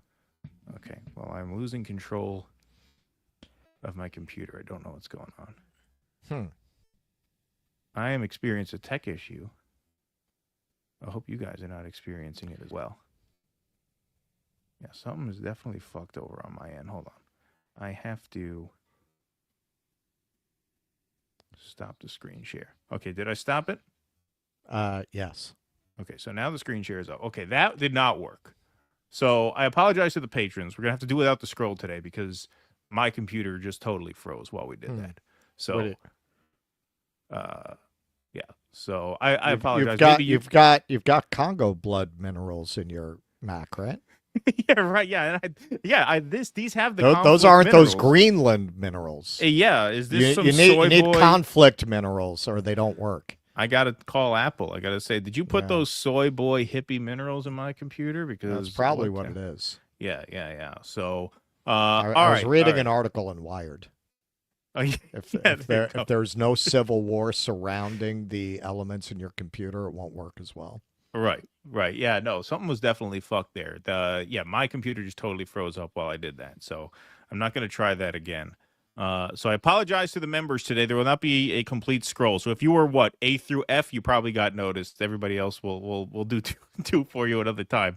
But of course, if you would like to join the program, you can go to dodissidents.locals.com, where for $5 a month you get all these perks, which usually include your name up in lights on the show scroll. But when they don't, even if they don't, you still get call-in access to our post-show Q&As every Sunday night.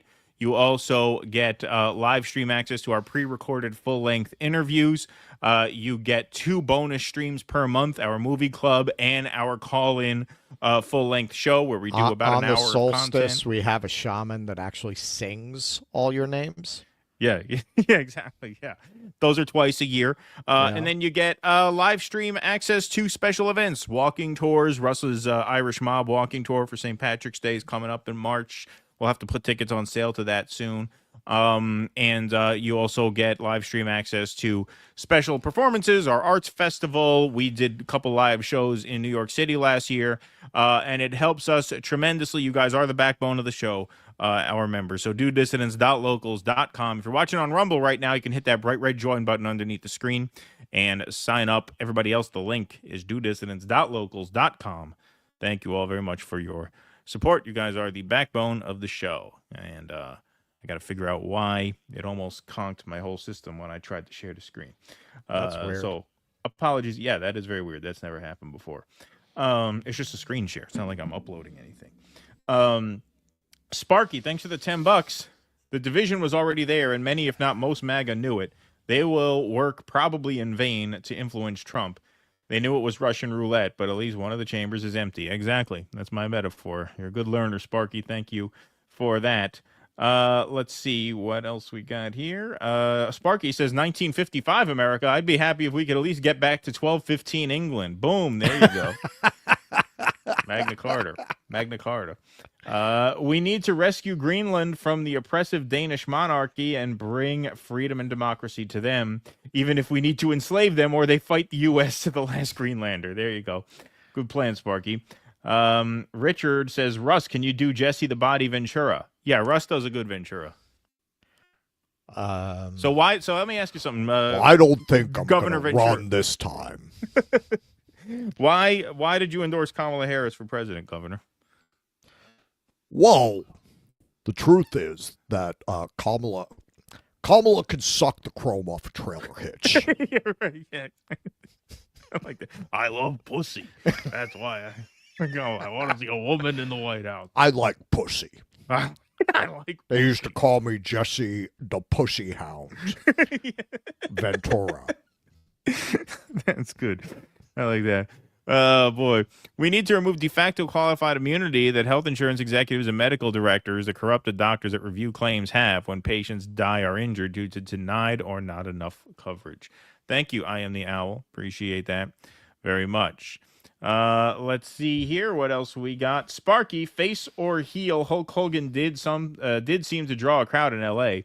Maybe he wasn't the only one on the bill. Yeah, I'm sure there were others on the bill there, right? Wasn't that a big WWE event? Yeah, they got John Cena coming back. They got The Rock coming back. Yeah, so that was a lot. Sparky says, tell Trump to ditch Marco Rubio and get Dennis Rodman to be Secretary of State. Yeah, there we go. There we go. Peace on earth under Dennis Rodman. Alex Jones says Violent Fembot is getting significant assistance from Elon Musk in his ongoing legal battle against the Onion. Yes, Yeah, something exactly. to keep in mind. Yeah, he's not going to too. bite that hand. That's another part of it. Yes. Yeah, they were present in court. You just got to be sophisticated. You got to realize these guys don't just go up there and tell the truth. I mean, I'm not sitting where he is with $1 billion lawsuit and this guy, my only lifeline. Like, I can't judge, man. But you, as a viewer, you have to understand you're not getting some kind of unvarnished truth from that guy. Exactly. Yeah, just understand what you're watching. Absolutely. Okay, folks. All right. Let's move on here. So we talked a couple shows back about the Israeli strike against the World Central Kitchen in April of last year, since Joe Biden gave the founder of the World Central Kitchen, Jose Andres, a Presidential Medal of Freedom last week at the White House. And on the heels of that discussion, look what happened again. Israeli forces opened fire at a clearly marked WFP, which stands for World Food Program convoy, near the Wadi Gaza checkpoint. The World Food Program says it strongly condemns the horrifying incident. Now, thankfully, no one was killed in this, but the vehicle was fired upon. You could see the bullet hole in the door just to the left of the World Food Program logo, which means whoever fired that shot obviously saw that logo. Because if you look, the bullet hole is less than a foot away from the logo. So it's not like whoever fired that gun was under the misimpression that these were militants in the car. Okay?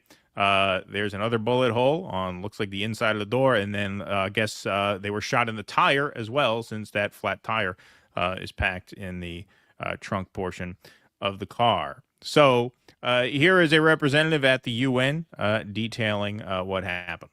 Strongly condemned the incident that took place on Sunday when a clearly marked WFP convoy was shot at by Israeli forces near the Wadi Gaza checkpoint, putting staff lives at tremendous risk and leaving the vehicles immobilized.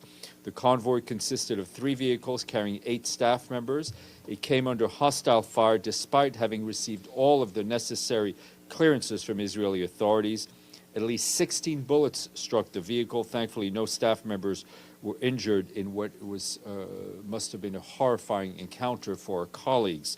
The World Food Program and we urge all parties to respect international humanitarian law, protect civilians, and allow safe passage of humanitarian aid into and throughout Gaza.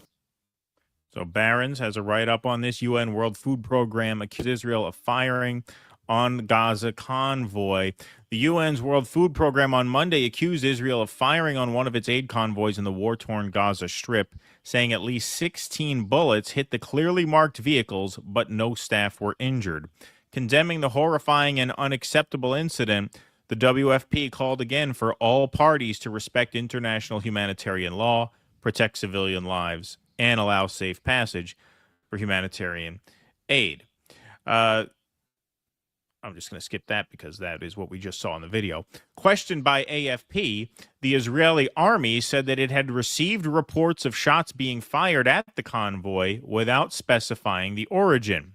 The incident was reviewed, operating procedures have been clarified, and the findings from the inquiry will be analyzed, it added in a statement. Oh, when have we heard that before from the IDF?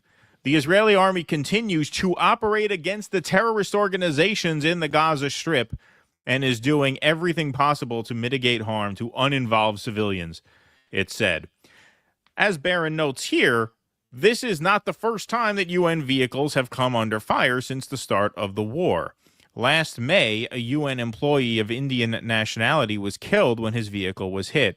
And in August, listen to this, in August, the World Food Program had already accused Israeli forces of firing on one of its vehicles, an incident that prompted it to temporarily suspend the movement of its staff in the Gaza Strip. So this is not the first time that this specific organization, the World Food Program, had been fired upon. Now let's hear what our representative to the United Nations had to say about that first incident back in August. So this is Robert Wood, back in August 30th of last year, in response to the first incident where the World Food Program was fired upon.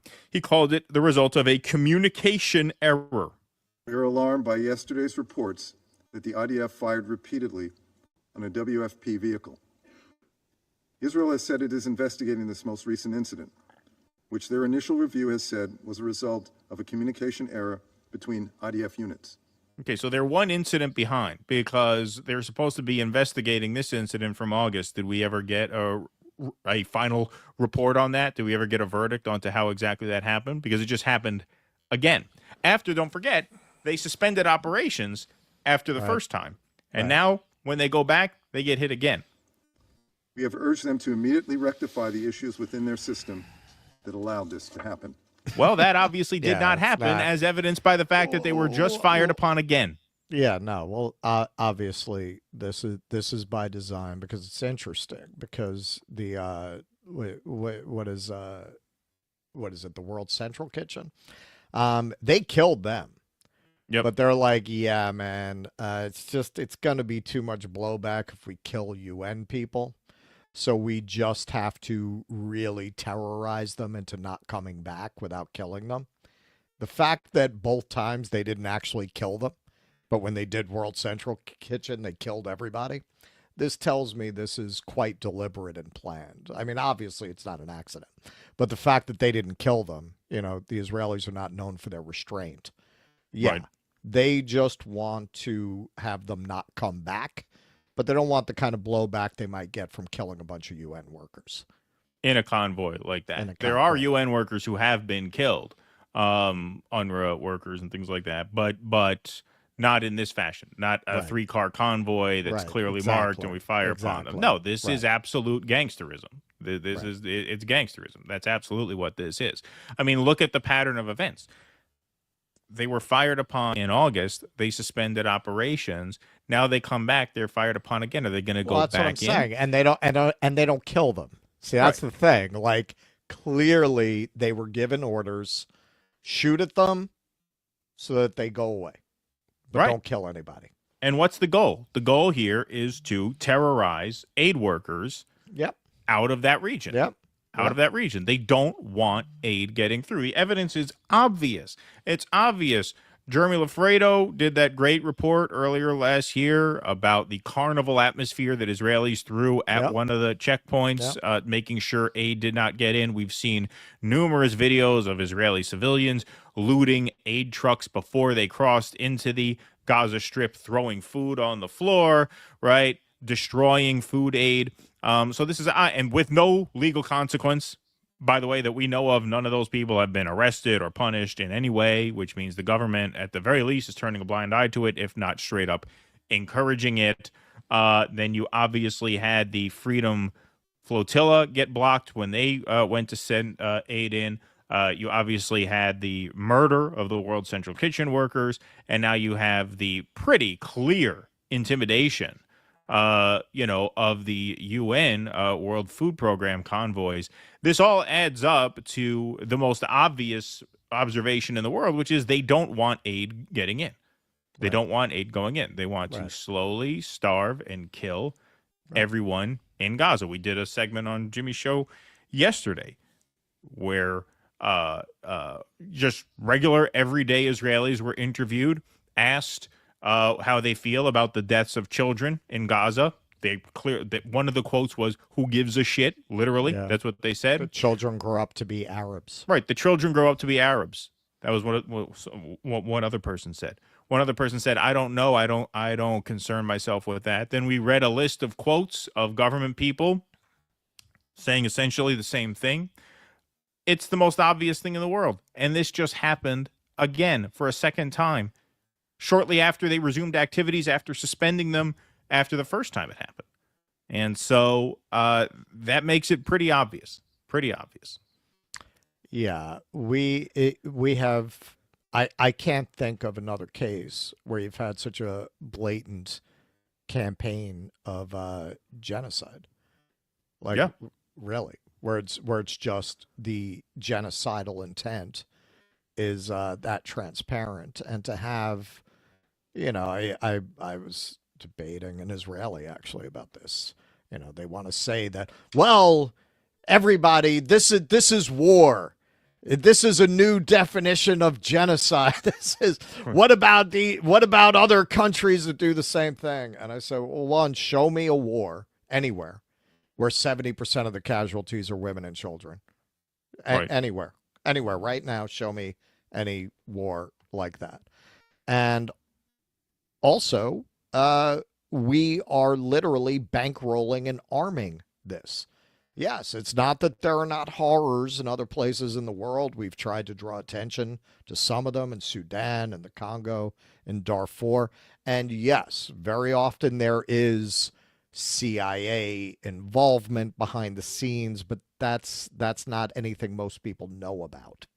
This is blatantly our ally that we're funding and equipping to do this. It's not anti-Semitism that's drawing all of this attention to it. It's our involvement.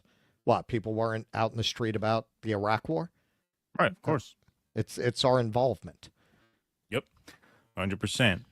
All right, folks, let's take a quick game break to hear from 1775 Coffee. I need some new coffee myself. Have you heard of the recent advertising scandal? Well, I'll break it down for you. The CEO of Rumble, Chris Pavlovsky, recently released an email from Inspire Brands and Dunkin' Donuts. The email explicitly states that the culture of Rumble is too polarizing. In other words, Dunkin' Donuts has a problem with Rumble's culture and wants nothing to do with it. So the solution is to stop buying products that don't support free speech and to start supporting brands that do. The competing coffee brand that we all should get behind is Rumble's own 1775 Coffee, which comes in great 16-ounce bags, so you get a lot of bang for your buck. It's the same price as what you get in the grocery store.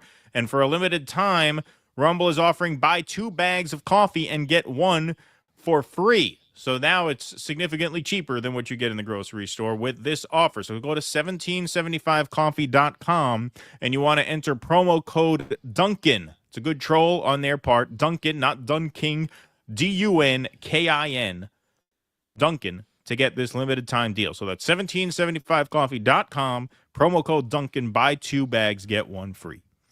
All righty. Beautiful. Nailed it, killed it, crushing those ads.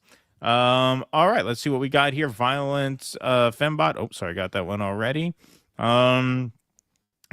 Hillary Hinton, are you guys familiar with the Bill Hicks faked his own death and became Alex Jones theory? Yes, it's my second favorite after Kurt Cobain became Rivers Cuomo. I've never heard the faked his own death, but I have heard the comparison. Yeah. Yes. Yeah. I never heard that specific one, but it makes sense now that you say it. The pieces fit. Pieces open your eyes. Yeah. All right. In the words of Iron Sheik, Russ did a tribute video to Iron Sheik. Didn't the Iron Sheik pass away recently? I did when he died, yeah. I did a tribute video, yeah. So go ahead, Russell. You want to read that one in the words of Iron Sheik?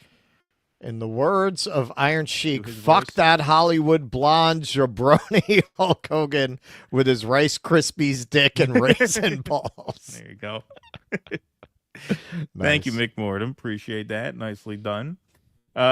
Sparky says, tell Trump to ditch Soros CIA stooge Scott Bessent and replace him with Mark Blythe. Blythe can get the U.S. economy to rebound without subjecting regular people to crippling austerity. Yeah, I would not hold my breath for him to oblige that recommendation, but it's a good recommendation nonetheless. Jolly Man Big Boy says Hogan is a pathological liar, and it's hilarious. He once claimed Elvis Presley was a Hulkamaniac, even though he died a week after Hogan had his first match under a different name. Is that true? I did not know. I've never heard that. When I was a little kid, the only actual wrestling match I ever went to, they took me to Shea Stadium. There was a big wrestling event, and it was Hulk Hogan versus Andre the Giant in a steel cage match. Yeah, I was a little kid at the time. Wow. Kate, thanks for the $9.99. Appreciate it. Alex Jones listed his occupation as performance artist in his divorce filing. That's interesting. His flip-flopping on Israel is disqualification enough. I didn't know that, but it doesn't surprise me. I mean, he said throughout that court process, he admitted that what he does is essentially performance art, which is always kind of what I thought it to be. Sure. Right? Sure. Yeah, I mean, that's pretty obvious. Yep, absolutely.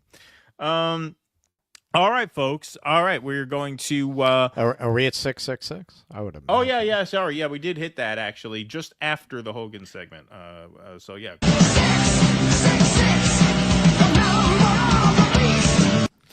There we go. Only 196 over on Rumble. What's the matter with you? What's the matter with you? What's the matter with you? You know what I think it is? I think a lot of you guys watch on Rumble, but you don't create a Rumble account. You got to create a Rumble account so you can do the likes and the comments, and you got to follow us over there. That's important. I know it's a pain in the ass. It's a password. It's an email. It's this. It's that. But it's free, and you should do it. It's very important that we build out free speech, independent media infrastructure. We're very close to getting the globalists by the throat. I can feel it. Right where we want it. We just got to create a goddamn Rumble account. You gonna turn their back on us now? Go yellow. You need a Rumble account. The globalists hate it. The globalists, yeah, exactly. You want to trigger the globalists? Create a Rumble account. There you go. All right, folks. Well, this was some big news of the day. This was a big story. Mark Zuckerberg has replaced fact-checking on Meta with X-style community notes. That is now in the offing for 2025. So Facebook and Instagram owner Meta said Tuesday it's scrapping its third-party fact-checking program and replacing it with community notes written by users similar to the model used by Elon Musk's social media platform X. Starting in the U.S., Meta will end its fact-checking program with independent third parties. The company said it decided to end the program because expert fact-checkers had their own biases and too much content ended up being fact-checked. Instead, it will pivot to a community notes model that uses crowdsourced fact-checking contributions from users. So what did we say, folks? What have we always said here? Big tech, they have a certain ideology. Their ideology is more libertarian than anything else. And what really motivates them is they don't want to work. They really don't want to work. They don't want problems. So when the cultural winds blow one way, they'll go that way. When the cultural winds blow another way, they will turn around on a dime. And that is what Mark Zuckerberg has done. So this went everywhere this morning. This is about 5 minutes, but we're going to play the whole thing because this outlines what an article would outline. And better hear it straight from the source. So new, Mark Zuckerberg announces the end of fact checkers on Facebook, replacing them with community notes similar to X. So he outlines some changes in the Facebook censorship regime coming this year. I want to talk about something important today because it's time to get back to our roots around free expression on Facebook and Instagram. I started building social media to give people a voice. I gave a speech at Georgetown. All right, so this is like some of the episodes with Data where they tried to make him look more human. Yeah, that's what this is like. It's like, oh, what happened? What happened to like the white sheen? It's right. It's like they put some kind of makeup on him. Well, while we're paused, away, I was going to pause this anyway, because right away, that's a lie. He created Facebook so that incels at Harvard could rate women based on their looks, their female classmates on their looks. That was really the light bulb moment that was the inception of Facebook. It wasn't to give people a voice. Well, that's like we're always like, oh, they wanted to tax the United States on tea, when really they just wanted to look up the skirts of upper class women. Right. That was really what incited the American Revolution. Years ago about the importance of protecting free expression, and I still believe this today. But a lot has happened over the last several years. There's been widespread debate about potential harms from online content. Governments and legacy media have pushed to censor more and more. A lot of this is clearly political, but there's also a lot of legitimately bad stuff out there. Drugs, terrorism, child exploitation. These are things that we take very seriously, and I want to make sure that we handle responsibly. Okay, well, lucky for you, there are laws against all of those things. And this was always the argument against this aggressive online and social media censorship, is that anything that fits the categories you just mentioned is already illegal. So you don't have to make extra rules preventing child exploitation or drug trafficking or anything like that. There are already laws against that. So if someone is abusing your platform to do any of those things, they're breaking the law. So we have a system in place to deal with people who do that. We don't need you taking it on yourself to deem what is not, say, medical misinformation, where expressing the wrong opinion about a vaccine is grounds for termination or suspension or penalization. Well, none of this was ever anything that these CEOs wanted to do. Right. It's not like Zuckerberg was sitting there saying, we got to stop the medical misinformation. This was under pressure from the Democrats. And this is the side of the censorship industrial complex where, yes, Trump winning on the face of it is good for speech. I will be very interested to see how much this carries over to Israel content as the Trump administration takes power and as they are all in on that genocide and they own that genocide. So now, if I had to guess, you're going to be able to say whatever you want about sex, pronouns, all the MAGA culture war bugaboos, but the Israel censorship is going to remain in place or actually get a lot worse. Yeah, and we certainly have markers in place to determine, which direction that goes in, because Facebook and Instagram are notoriously the most censorious when it comes to the Israel topic. Yes. I got into a fight with a Zionist on Facebook, and I hardly go on Facebook anymore. But back when I was on Facebook, all I would do was fight with people about political shit. And it's Facebook, people get nasty on Facebook, like people get nasty online. That's the whole keyboard warrior trope. That's what it is. Yeah. So I got into it with a Zionist, and I did not threaten him. I didn't slur him, obviously. I wasn't particularly friendly. I used some hostile language, as I've used 1,000 times before in 1,000 other arguments. Within seconds, Facebook took it down. So don't tell me there's not an extra, very thick layer of censorship around the Israel issue. There is. And so we will know pretty quickly whether that loosens up or gets even tighter. All right, let's keep going. So we built a lot of complex systems to moderate content. But the problem with complex systems is they make mistakes. Even if they accidentally censor just 1% of posts, that's millions of people. The problem with complex systems is we're too lazy and greedy to staff them with human beings who will exercise independent and autonomous judgment. We just set an AI censor bot to fuck you when they sniff something out. And we like dressing like we are worth $35, even though I'm one of the richest men in the country, which means we're lazy. We don't like to work. And so we don't care enough about our users to actually enforce terms of service fairly and consistently. That's another thing. Even if you're pro terms of service, even if you think we need all these rules, nobody can argue the enforcement is completely arbitrary with no accountability whatsoever. It's like that across all platforms. Facebook, no exception there. My entire life force is in this necklace. Yeah, right. Exactly. Yeah. And we've reached a point where it's just too many mistakes and too much censorship.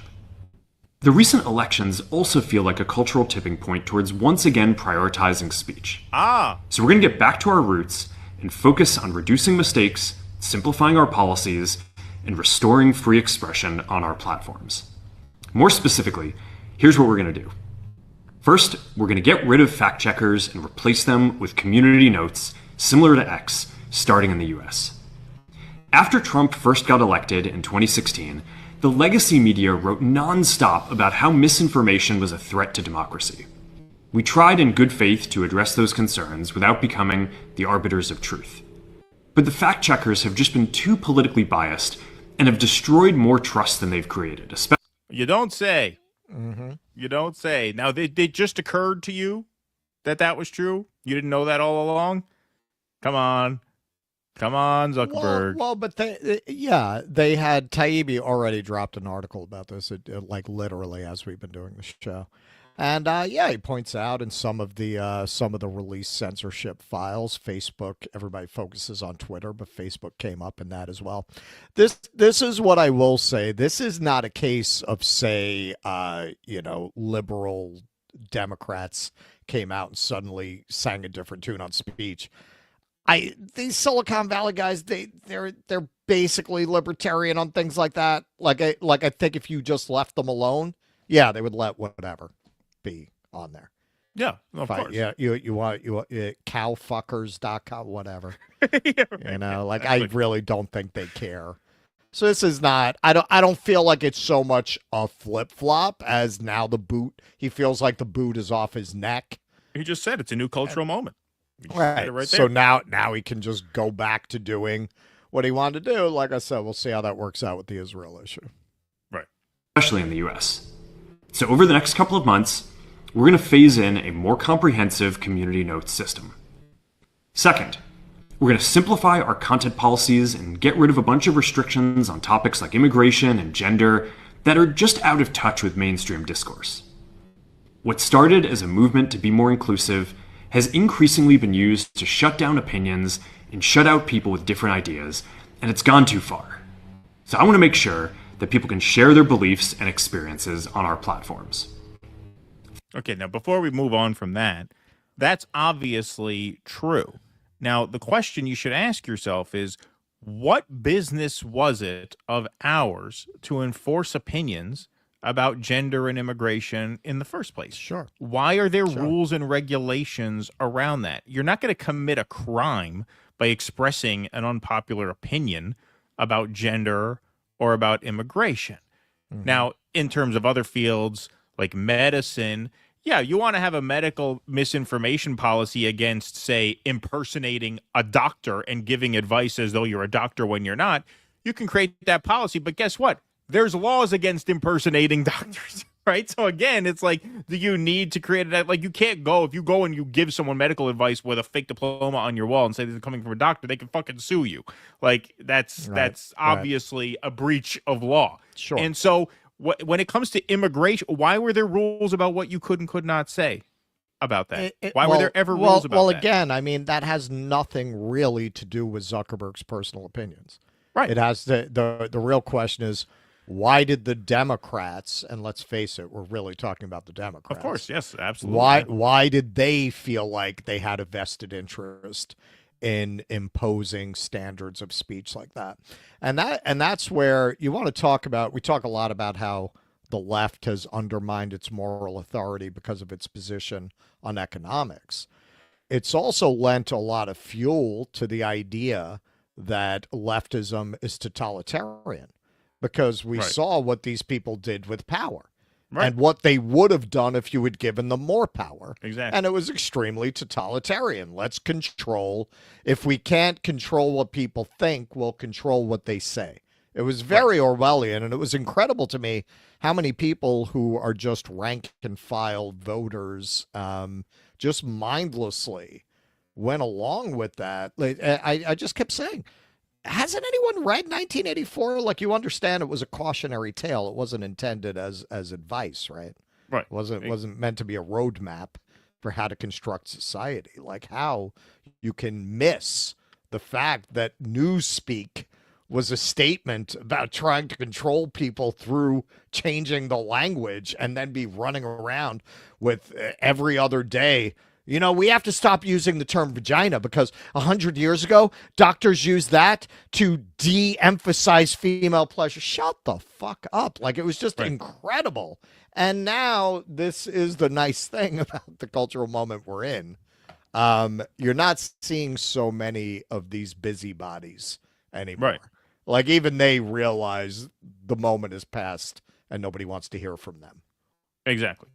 And that's why he said the cultural moment has changed. He just said that in plain English. Third, we're changing how we enforce our policies to reduce the mistakes that account for the vast majority of censorship on our platforms. We used to have filters that scanned for any policy violation. Now, we're going to focus those filters on tackling illegal and high-severity violations. And for lower severity violations, we're going to rely on someone reporting an issue before we take action. The problem so is a that human being has to feel like there's been a breach of law. We're not just going to sick a censor bot. So if I tell an Israel supporter to go fuck himself, that doesn't automatically get flagged by a robot anymore. I mean, we'll see. Again, is that exception going to remain? But that's interesting. So now the AI systems are going to focus on severe violations and possible legal violations, but everything else we're going to leave up to the users. That's a good step. Yep. I like that one. Yeah. Also, Might that make streamlines Facebook it too. relevant again. Yeah, exactly. Yes, I'm sure Doge would like that too. Yeah. Filters make mistakes, and they take down a lot of content that they shouldn't. So by dialing them back, we're going to dramatically reduce the amount of censorship on our platforms. We're also going to tune our content filters to require much higher confidence before taking down content. The reality is that this is a trade-off. It means we're going to catch less bad stuff, but we'll also reduce the number of innocent people's posts and accounts that we accidentally take down. Fourth, we're bringing back civic content. All right, before we get into fourth, I just want to pause this one more time because if you notice, so he's going back to what they did pre-Trump. If you remember, when Trump won, they hauled Mark Zuckerberg into Congress, you know, and they made him basically sort of bend to their will because people on the sort of Democrat side of the aisle had long thought Facebook was too loose on speech. Don't forget, they twisted him into doing this, and now that he feels that Trump is back and that the liberals have shut the fuck up, unlike the first time he won, that he's free to sort of go back to the old way of doing things, which errs on the side of not taking down content. The libs were in hysterics. They said, you let the Russians buy $100,000 worth of ads, and that's why Hillary's not the president, right? Yeah. I mean, I'll be curious what Google/YouTube does, because if you remember, YouTube used to be a free-for-all. Yeah. They just let the algorithm determine what was boosted by what people actually watched.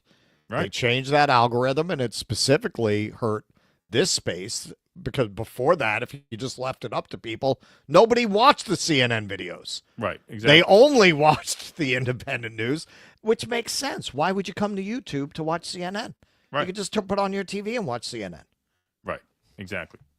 While the community asked to see less politics because it was making people stressed, so we stopped recommending these posts. But it feels like we're in a new era now, and we're starting to get feedback that people want to see this content again.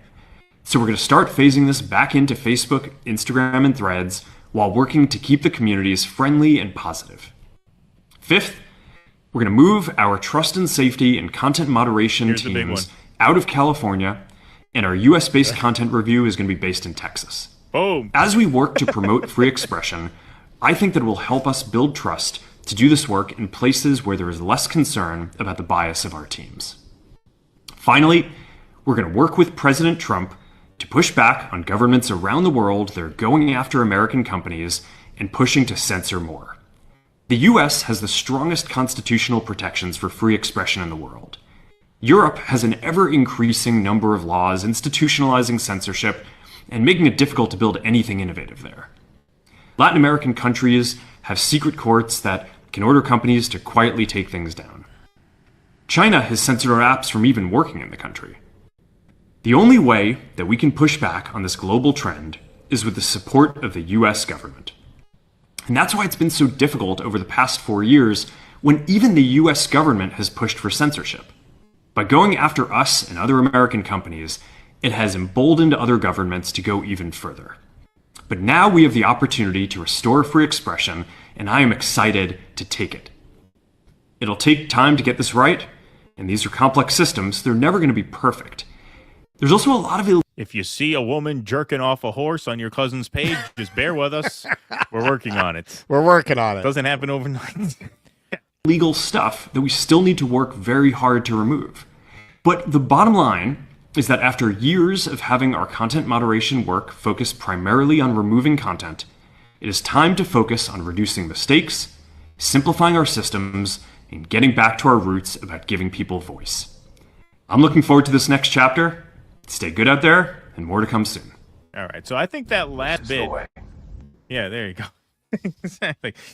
I think that last bit he was being honest about was what we've said. I don't think they ever really wanted to put in the work and the time hiring, why would they? Trust and safety teams. And yeah, why would they? No, and I think in the end, most of these Silicon Valley guys ideologically are much more let it rip.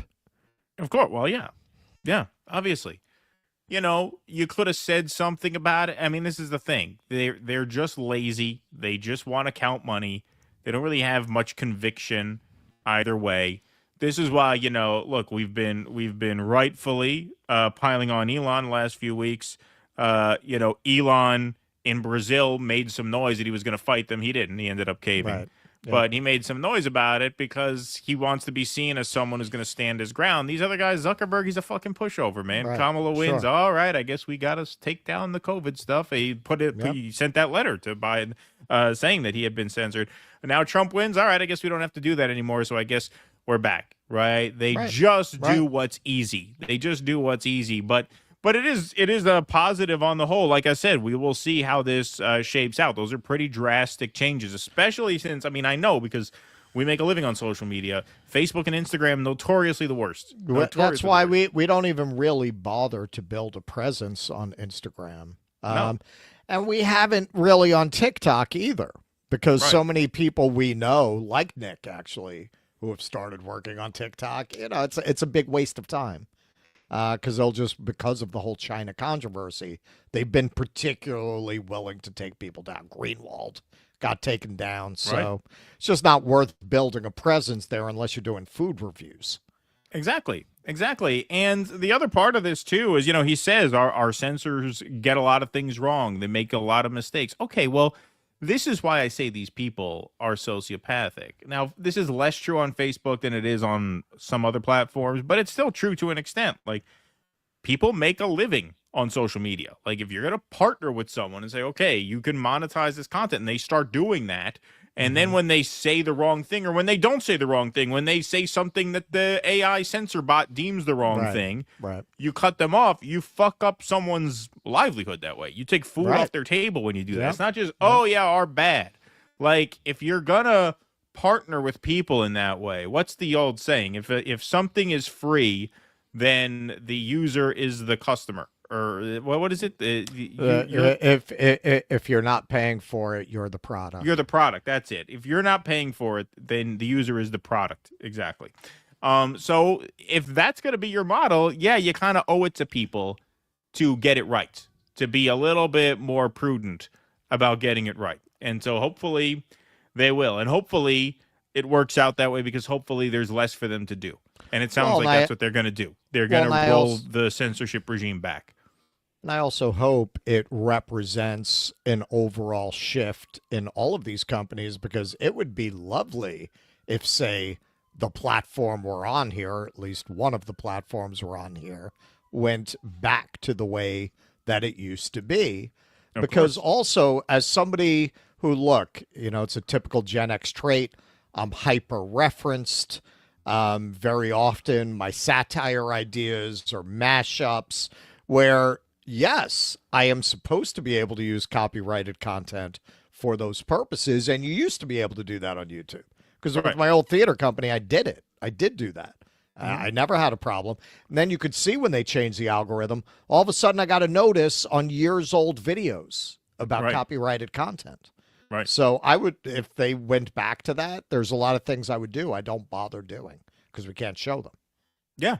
Yeah. No, absolutely. Absolutely. It would be a better environment for everybody. And what that also reveals, that monologue he went on there, is that his users, his customers, his products, if you will, never were the ones demanding more censorship. It all came from the top. It came from the Democratic Party leadership. It did not. The people weren't asking not to see stuff.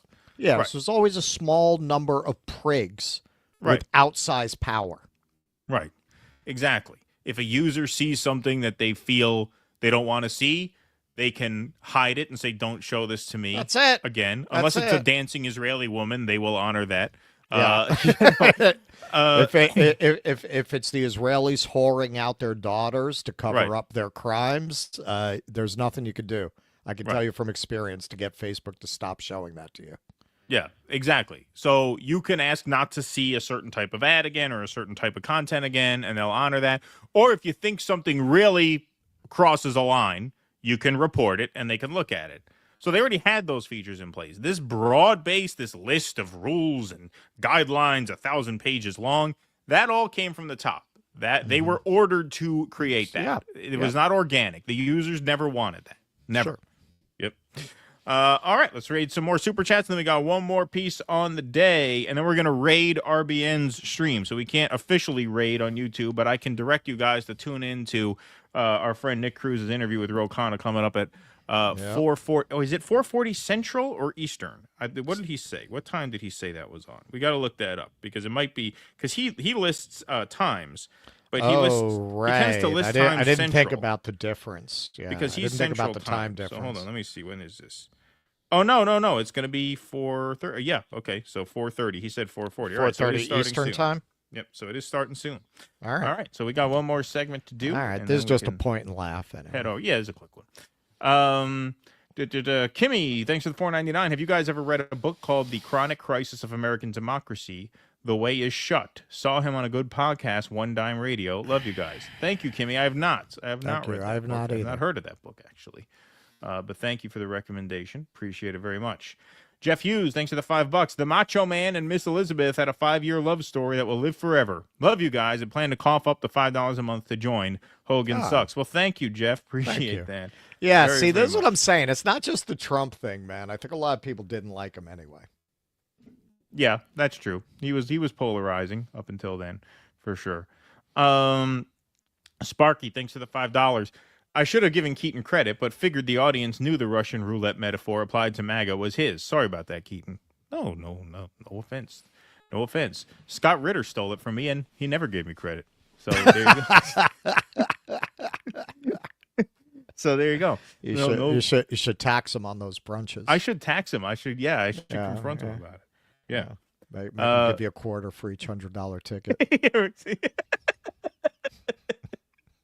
Ryan Spence, did you guys see an OpenAI whistleblower got whacked? Did we see that? Did that happen? Yeah, that did. Well, it was official, but yeah. Yes, but that's not recently, isn't that? Yeah, that was a few weeks ago. Because I wanted to do it and we never got to it. Well, there was another story. You sent me something about AI that I wanted to do today, but there's the book Greenland one escapade. I think is really funny.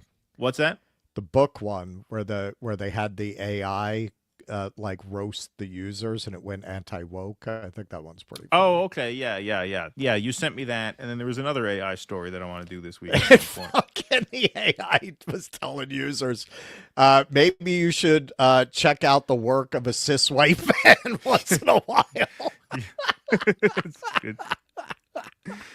Philip Blair, thanks for the $5. 3 words: Memoirs of an Arab Jew by Avi Schleim. Avi Schleim? That's a hell of a name. Schleim. Shlaim. Wow. That's a tough one. That's a tough one. Interview request: Zionists used terrorism to force his family into exile when he was 5 in 1950. All right. Thank you for that, Philip Blair. Appreciate that.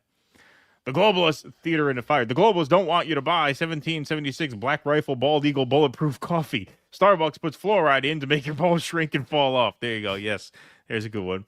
Umar Sultan, thanks for the 10 pounds. You should check out a British rapper Low-Key's research on UK grooming gangs row. It was a fabricated news, but nobody bothered to fact check since it was about Pakistanis. It's on YouTube. All right, I will look into it. You know, it's in the news now. I'll look into it. I knew it was a story. I have not looked into it much. I mean, even Starmer, as he's defending himself, he's not saying this never happened. He's not saying these cases didn't occur. Like, there are actual court records, people actually going to jail for being part of this. Now, could it have been exaggerated or, I'm not expert enough to say that one way or the other.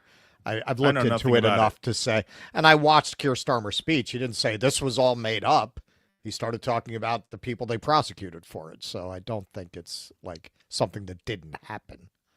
Yeah, I know nothing about it because I muted Elon. So I don't know. I'm not up to date on it. Let's see. Mark looks like a time traveler from 1700s England. Yes, he does have that look there. Thank you, Nocturnal Human. Appreciate that. Put some sweet baby rays on that orange hog and start zucking. Dress up like Jack Harlow and cup the balls, and maybe they'll ban TikTok for you. There you go. Thank you, Theater in a Fire. Appreciate that. Zuckerberg sees Elon screwing the pooch on free speech over on X and sees an in to steal Laura Loomer, Steve Bannon, etc. Thinking like a shrewd capitalist. Yeah, Thank you. Yeah. Appreciate that. RBN is streaming on Rumble today. Get over here, YouTubers. Oh, cool. They got that hooked up. Right. Great. Awesome. Good to know. Thanks, Nocturnal Human. Appreciate that. MCFC, thanks for the $49.99. Let's have a cowbell for MCFC. Thank you, my friend. That's very kind of you. So Zuckerberg will harvest data from community notes. Offshore fact checker is getting too expensive for shareholders. Break the bank with question asking if Zuckerberg eats the liver of dogs killed domestically that Trump spoke of. There you go. That's 4D chess there from Zuckerberg. All right, we got a few more Rumble rants and super chats to get to after our final segment of the day. This is a quick one. All right, folks. So you know who we haven't been talking about too much lately? The Democrats. The Democrats. Who? The Democrats. That's right. Remember the party that used to have a lot of power and then they squandered it? Yeah, well, Chuck Schumer went on Meet the Press yesterday and was confronted with a video clip that showed him covering for Biden's decline, and then was asked, what do you have to say about that? And could Biden have served another 4 years if he had stayed in and won? You a little bit of something you said last year. Take a look. I talk to President Biden, regularly, sometimes several times in a week, or usually several times in a week. His mental acuity is great. It's fine. It's as good as it's been over the years. All this right-wing propaganda that his mental acuity has declined is wrong. Leader Schumer, what do you say to Americans who feel as though you and other top Democrats misled them about President Biden's mental acuity? Look, we didn't, and let's look at President Biden. He's had an amazing record. Legislation. Talk about a pivot. Talk about literally a 2-word answer. So what do you say to people who say you misled them? We didn't. And now let's talk about what a great guy Joe Biden is. Call that the old redirect. Exactly. It's like he pays absolutely zero respect to the question whatsoever. Look, we didn't, and let's look at President Biden. He's had an amazing record. The legislation we passed, one of the most significant. A trans with a Schmendrick swinging it in a girl's bathroom. Since Lyndon Johnson's Great Society, putting in 235 judges, a record, and he's a patriot. He's a great guy, and when he stepped down, he did it on his own because he thought it was better not only for the Democratic Party, for America. We should all salute him. We should all salute him. Do you feel, as we have this conversation today, that President Biden could serve another 4 years had he stayed in the race and potentially won? Well, I'm not going to speculate. As I said, I think his record is a stellar one, and he'll go down in history as a really outstanding president. Notice no follow-up there. She doesn't grill him on that at all. Why would you pull the video if you're not going to? So you show the video of this guy saying he's good to go. Meanwhile, this whole time they're saying it's the end of democracy if we lose. Failure is not an option. We cannot blow this election.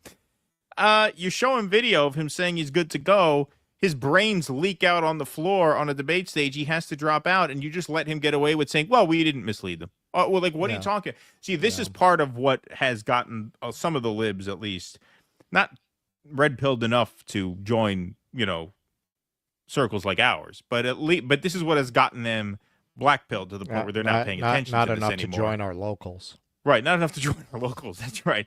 But they feel so betrayed by their leadership because look at this. Like, if you're watching Meet the Press and you see that video and you know now that Trump is coming back and they ask, did you mislead them? Well, no, we didn't. We didn't. But let's talk about what a great guy Joe Biden is and how great he did. It's too much for them to take. They suck so bad that they even lost their party of hall monitors trust.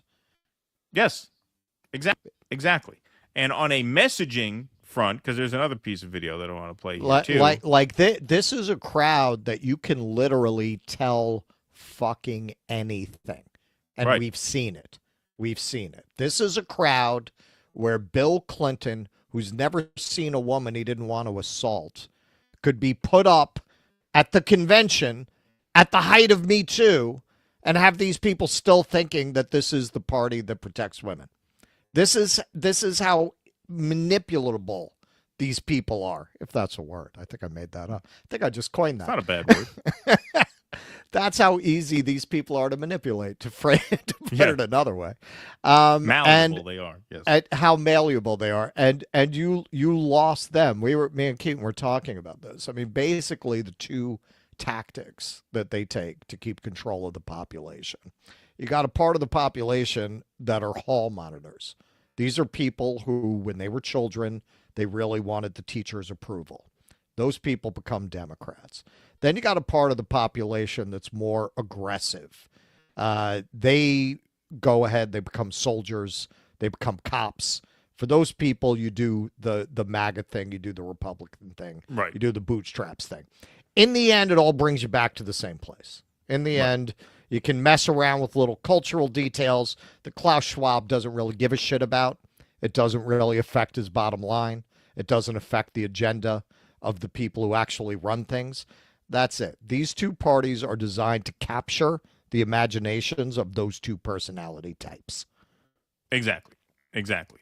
Now, this is some more chutzpah from Chuck Schumer here. Chuck Schumer blames Democratic losses on average working families who didn't realize how much we had done and how much we care for them. Let's play this one. Of good things, but all too often, Kristen, we talked about the mechanics of the legislation and the details of the legislation, and we really didn't show the kind of empathy and concern to average, or show enough of it to average working families who didn't realize how much we had done and how much we care for them. So what we're going to do is spend a lot of time talking to working families, showing them how much we care about them. Okay. What you need to do... I didn't see that part. Yeah. What you need to do is retire. You're the guy.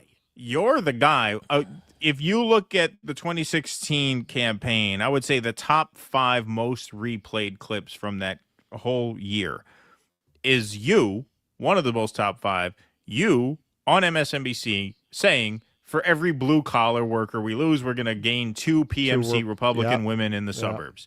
Yep. So now you're saying, well, it's not that we don't care about them, it's that we just didn't communicate properly, which is that is Democrat excuse-making 101. It's always the messaging. Yep. Well, the messaging is wrong. It's not that they don't like us. It's just we don't know how to communicate. Well, it's not just that the messaging is wrong. It's with typical PMC condescension. We're too smart. We're too smart, and the people are too dumb. Right. We don't know how to fake stupidity. Yeah, we don't know how to fake stupidity the way the Republicans are able to just make these dumb appeals, and it appeals to those dumb people. We got to figure out how to dumb it down for the dummies. Yeah. He was excited, as was his entire party, but Schumer was the guy who said the thing on TV that everybody knows now. He was thrilled at the prospect of getting all these blue collar workers out of the party. That's been their project all along. Exactly. Maybe eventually I'll do a video essay about this because I've referenced it many times. You want to understand how the Democratic Party became what it became? Go back and watch All in the Family. All in the Family predicts this whole cultural moment. Mike and Gloria are never interrogating Archie about economics. They're always interrogating him about his language. They're always interrogating him about identity, what would come to be known as identity politics. Mike and Gloria were PMCs, right? He was a college professor, or he was studying to be one. That's what he becomes eventually on the show. They grew up. They took over the cultural institutions. They always saw workers as Archie Bunkers. They always hated them. They hated that New Deal union-based left. Bill Clinton was Mike and Gloria's ascension to power. And the first thing he did was sign NAFTA to break and destroy these people who they saw as irredeemably racist people. But this is the real point. Their interests were not aligned with the PMC's economic interests. And it was not aligned with the interests of the people the PMCs work for. So ultimately, they had to excise them to have this very wired, worker-oriented party whose leftism is completely rooted in that Mike and Gloria identity, politics, perspective, and just class economics. No, you're all racist. You're all racist. That's it. That's when Schumer was celebrating. That's just an extension of Clintonian liberalism. Yes, of course they were celebrating. That's been their project for 40 years to get rid of workers. Of course. 100%. All right, folks. Ro Khanna's a masochist. Changed my mind, says Abiding71. I just got the alert on Rumble that Nick is live now, so we're going to head over there in just a minute. We just got a few more of these to read on the way out. I think you're overestimating, Otacon, the so-called rift. Being instinctively anti-regulation is rank-and-file conservative boilerplate for decades, not some new Elon grift. They will negotiate this away. That's true, but like we said, immigration is really the pillar of the Trump movement. That is the thing that holds it all together.